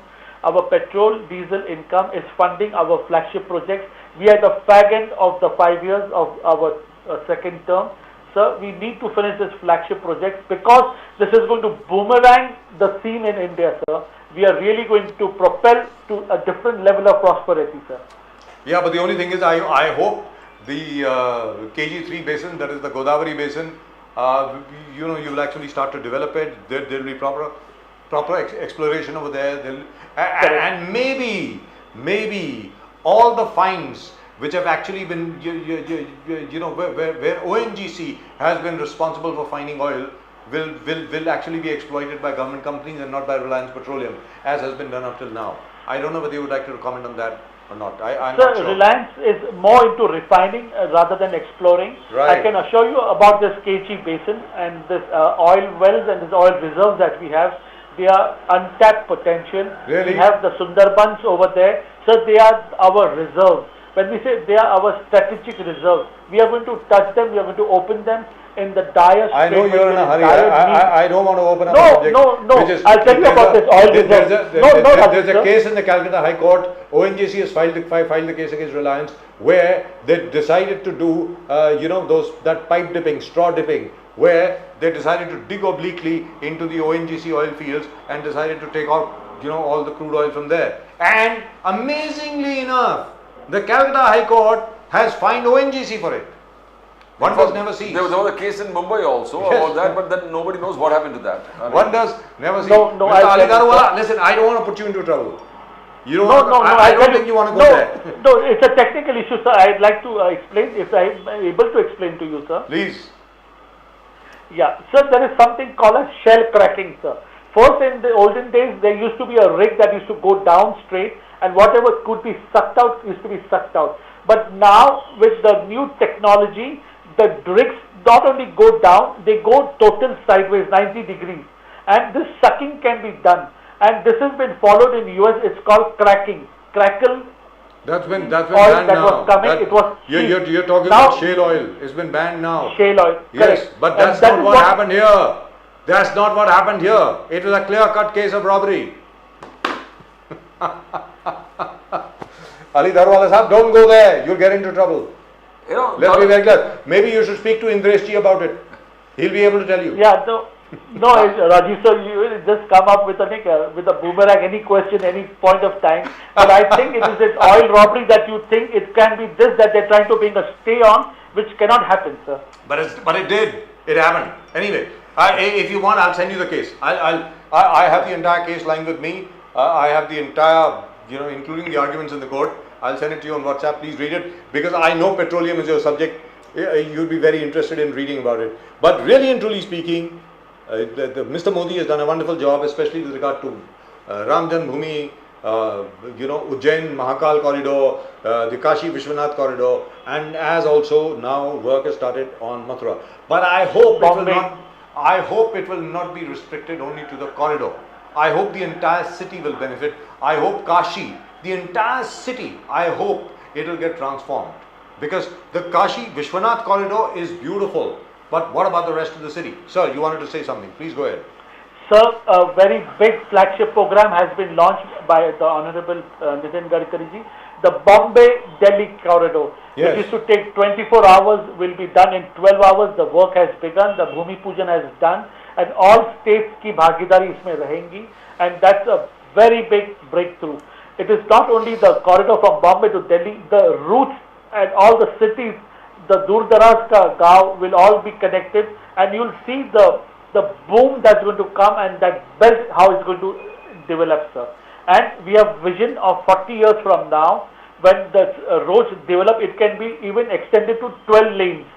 So this is also one project I thought we can mention on your platform. But Bombay-Delhi Sharad Pawar Sahab has some different. Sharad Pawar Sahab was with the Nasik along with the farmers fighting, says the central policies, the export ban on onions is wrong. Sharad Pawar ji says the center, the Modi government is insensitive to the needs of the farmers. Their policies are totally against the farmers' interest. Sharad Pawar ji, from there he went to attend the old pension scheme, in Nagpur, where all the people, all the employees, all had a big morcha saying implement the old pension scheme. Pawar Sahab is active. Sharad Pawar Sahab is active, but mostly is active because of farmers. He said injustice against the farmers.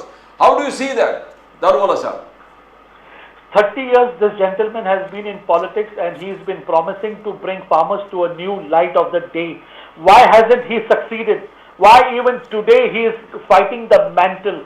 The man promised farmers that he will show them the light of the day, and even after 30 years, out of which this man was in power for last 25 years, sir. If this man couldn't do anything and he's got high expectations on us, I say it is not his fault, it is my shortcoming. We need to deal with it. Sir, the farmer bill, had it come, sir, it would have been a different scene today. And these people are really, really raking the mohalla out of the shortcomings of the farmer's bill not being passed. And now, as we say that Punjab needs to be taught a lesson. This Canadian backing and this money, this funding is the root cause of my farmers today. I am not mincing with my words, and Modi ji is not going to sit idle. Amit Shah sir is not going to sit idle. BJP is going to work. Now the burning issue is Arakshan and the farmers, sir, and we are going to deal head on with this. Right. Fadnavis ji is working 24/7 to solve this problem, sir. Wonderful. Just one small little correction, sir. You said about the Mumbai Delhi Expressway Delhi and corridor. the Delhi Mumbai Expressway. By the way, it will be completed by the end of January. It will be opened. The date has been decided. The Prime Minister himself has inaugurated in totality by 14th of February 2024. It will be opened. Most of it has already been opened. It has come right up to the Lal Sort stretch. I think Vadodara is also open. It has come right up to Vadodara, and very, very shortly in the next 2 months, the whole thing will be completed. So after 14th of February, Valentine's Day, you'll be able to take your girlfriend on a lovely trip to Delhi in just 12 hours. Mr. Ali Darwala. Thank you, sir. The date, you knew the date, so you could disclose it, sir. There are going to be series of inaugurations and series of flagship programs that are coming to the fag end, and till March you will be surprised when we go in. As I told you, sir, you were always asking me about the 5 state elections, kya hoinga. I always stress on it. My flagship program, the Prime Minister's hard work, will yield results for it, and we have yield results in all the states, sir. And I had told you, sir, if you remember, is after that election result, first time I've come, you asking me if this 3-term, 4-term, 5-term people will be given a chance. I said no. Rajiv sir, if you can pull back the recording, I said it will be new faces which no one has even thought about. Yes, you but did. Now let me tell you something today on your platform with full guarantee. We are going in for 2024 with faces, with people who have toiled, who are tainted free, as this, this name that has been given as washing machine. Tainted people come here and they become doodh ka dhula and all this. The party is working on it. The Sangh is directed, which cannot be openly discussed on a platform or with the media. Yes. We are working very strictly. 2024, we are going to leave no stones unturned, and you are going to see a wind of changes, and the people that will come and who will take this country to 2047 will be total, surprisingly different faces, sir. And we are looking at how many seats for the BJP?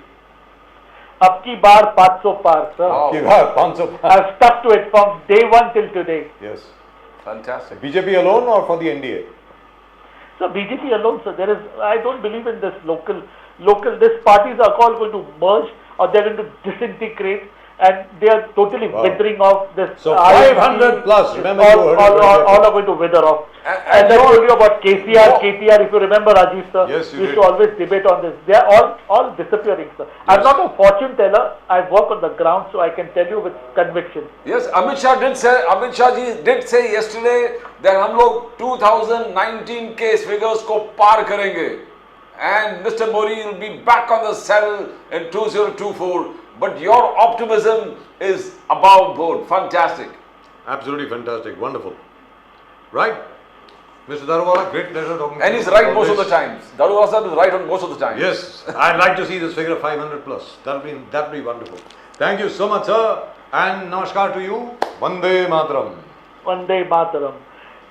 Your channel is really lucky, sir. Whatever I say on your channel comes through, sir. Absolutely. So आपके channel को नजर ना लगे. हाँ, come on. ये भी lock कर रहे हैं हम लोग. Darwala sir. 500 plus. Yes, you're the only person who said that. और नेशन नाव को नजर ना लगे, इसलिए काली जैकेट पहन के आता हूँ, sir. Thank you.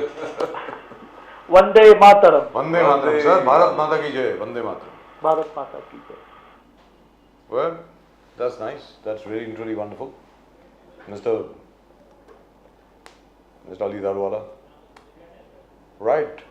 You got a lot of comments. Yes, I know. We've got a lot of comments today. We'll have to take them. In the meantime, do please subscribe to the channel. Channel को जरूर subscribe करें और like करें, share करें.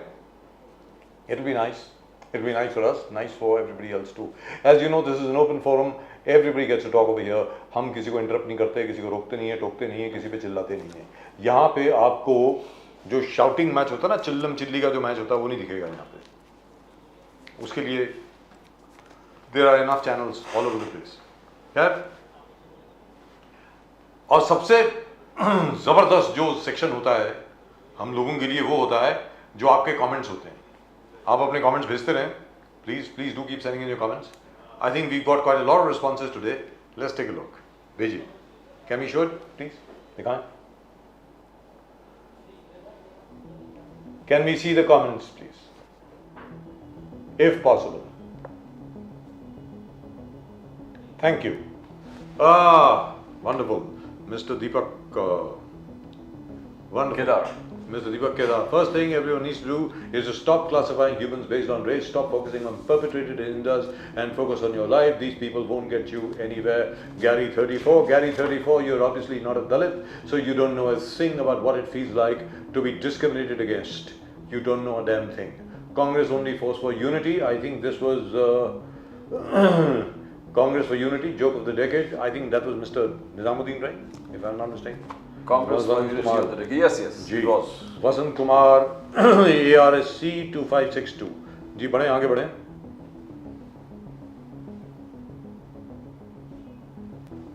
Kedar Saab again.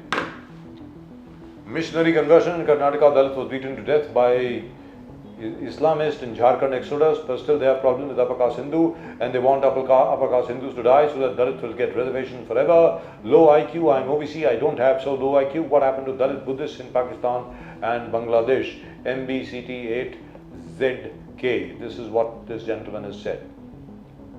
Congress to expose BJP's divide and rule, Mr. Nizamuddin Rahim. Mr. Nizamuddin Rahim sir, Zindabad. ऐसा मुमताज़ शेख साहब लिखते हैं. मुमताज़ शेख साहब 3457, a fan of Nizam साहब. He always has something nice to say about Nizamuddin Rahim साहब. And Mr. Deepak Kedar again, I think he got a lot of responses. He got hell of a lot of responses from whatever I saw and whatever you also saw, Pradeep. Exactly. जय भीम. सिद्धार्थ लोकरे, ये ऐसा बोलते हैं लोकारे है कि लोकरे? चलिए बढ़े आगे बढ़े. The same जय Bhim. User GX 1NX4IW6I. Yes, and special ID. Salar KGF star Yash to do cameo in Prabhas. Salar, okay. With Prabhas, suddenly a movie has come in. I mean, Yash is not a part of Salar. Don't waste your time. Mahesh Mogavira KD8. No, people keep this confusing kind of IDs. Very Yes. Whatever reason. I don't know why. Deepak Kedar Saab again. जय भीम भाई. सिद्धार्थ मेश्रम लिखते हैं. सिद्धार्थ मेश्रम 3274. ऐसा इनका कहना है. जय Bhim to you to. दीपक केदार साहब. He's got lots and lots of responses all over the place. I think I counted about 11. Samvidhan Zindabad. Jai Bhim. Anand Amrit Sagar 654. ऐसा इन्होंने लिखा है. Deepak Kedar Saab के बारे में. Deepak Kedar Saab drew a lot of responses. He came on the channel for the first time. And hats off to you, Bhai Deepak Kedar. Krantikari Jai Bhim. User HH1IB3GW9B. बड़ा यार, it looks like a code. ST persecution still very high. संविधान जिंदाबाद. दीपक भाई केदार आप आगे बढ़ें. हम तुम्हारे साथ हैं. Atul दरक्षे 14 AP. Capital A, small p. Again Deepak Kedar Saab, Jai Bhim, Sir, Jai Panther. All India Panther सेना है साहब उनकी. गौरी चानूरे, उन्होंने ऐसा लिखा है. Jai Bhim. I don't know why that thing went off so quickly. What for? Jai Bhim, Jai Panther. Dhananjay Humbe 8198. And somebody's liked it too. And Shah Rukh Khan visits Shirdi Sai Baba temple with daughter Zwana Khan. Shah Rukh Khan is on a pilgrimage everywhere. Yes, he went to Vaishno Devi as well. well. I think this is the third time. Can Hindus visit masjid? Then one side is secularism. Of course you can visit a masjid. Who told you can't visit a masjid? I've been to so many masjids. I've been to so many mosques. By the way, just for the record, It's over. it's over. But just for the record, there is no bar on anyone from any religion visiting a mosque. The only place where you are not allowed to visit, if you are a non-Muslim, is the holy city of Mecca. That is the only place where non-Muslims are not allowed. But in every other mosque anywhere in the world, there is no bar on non-Muslims visiting that mosque. So get your facts right. And try not to get your facts from a WhatsApp university. That's all that I can say. And by the way, that is also true for all Gurdwaras. That is also true for most temples, at least used to be, not anymore, for most Baudh Vihars and even most Jain temples, by the way. But it's good to see that Shah Rukh Khan is visiting a lot of temples. Yes, love it. Now, is it the inner urge or is it the business urge? So whatever you call it, he's still visiting Whatever it temples. is. And That's more important. और सबसे बड़ी बात है शाहरुख खान साहब से प्रेरणा लेकर के न जाने कितने और लोग जाएंगे वहां। बिल्कुल। सबसे बड़ी बात ये है। और देखिए साहब, शाहरुख खान की 2 फिल्में आई, सुपर जवान और उसके बाद कौन सी आई थी, एक और क्या, पठान। पहले पठान आई, उसके बाद जवान आई, दोनों सुपर हिट हो गई। उधर गए वो वैष्णो देवी गए, और तीसरी बार वैष्णो देवी गए, अब डंकी भी सुनने में आया, ये भी सुपर हिट हो जाएगी लग रहा। Now he visited more temples. Yes. So it might be a super hit. Might be a super duper hit. Zabardast. By the way, I'm a great fan of Shah Rukh Khan, so don't go by what I'm saying. But he was also always a secular Khan. I mean, you didn't have the hard kind of जो बोलते हैं कट्टरता उसमें कभी नहीं था. He was very nice, well spoken, well read. Whenever you see him talk, you can understand this guy is a very reformed kind of a person. Not just reformed, as he says, he's a Muslim and he's a devout Muslim, but his wife is a Hindu and his entire family celebrates all festivals. मतलब दिवाली में भी, नवरात्रि में भी, हर जगह पे शाहरुख खान हमेशा शरीक हुए हैं. And by the way, that is true for the whole of Mumbai. जहाँ तक मुंबई और बॉलीवुड का कल्चर है, बॉलीवुड के कल्चर में कोई एक्सट्रीमिज्म नहीं है साहब, सीधी सादी बात है. और जिन लोगों ने एक्सट्रीमिज्म लाने की कोशिश करी है, उसको पूरे देश ने नकार दिया है, गुड बाय कह दिया हमको, सीधी सादी बात है. लुक एट सलमान खान आज भी घर में गणपति लाते हैं, गणपति की आरती खुद करते हैं, और ढोल भी खुद ही बजाते हैं, खुद ढोल बजाते हैं और आरती भी खुद करते हैं. सबसे बड़ी बात ये है. तो ये साहब, ये हिंदुस्तान है, Bollywood is a microcosm of the entire India, and I love it, and I absolutely love it, and so do we all. Well, that's just about it for tonight show. आज के शो में सिर्फ इतना ही. आप please comments भेजें, send in as many comments as possible, and share the channel, share करें channel को, और सब्सक्राइब करें चैनल को if you haven't subscribed already. और वो जो बेल आइकन जो है ना, जो प्रदीप जी ऐसे करके दिखा रहे थे आपको, वो जो घंटी जो है, उसको अगर आप क्लिक करेंगे, you will get instant updates all throughout the day on whatever we are doing. Right, that's just about it. आप सब लोगों को नमस्कार. Thank you for being with us. नमस्कार. जय हिंद, जय महाराष्ट्र, जय भवानी, जय शिवाजी, वंदे मातरम. वंदे मातरम. हर हर महादेव. हर हर महादेव.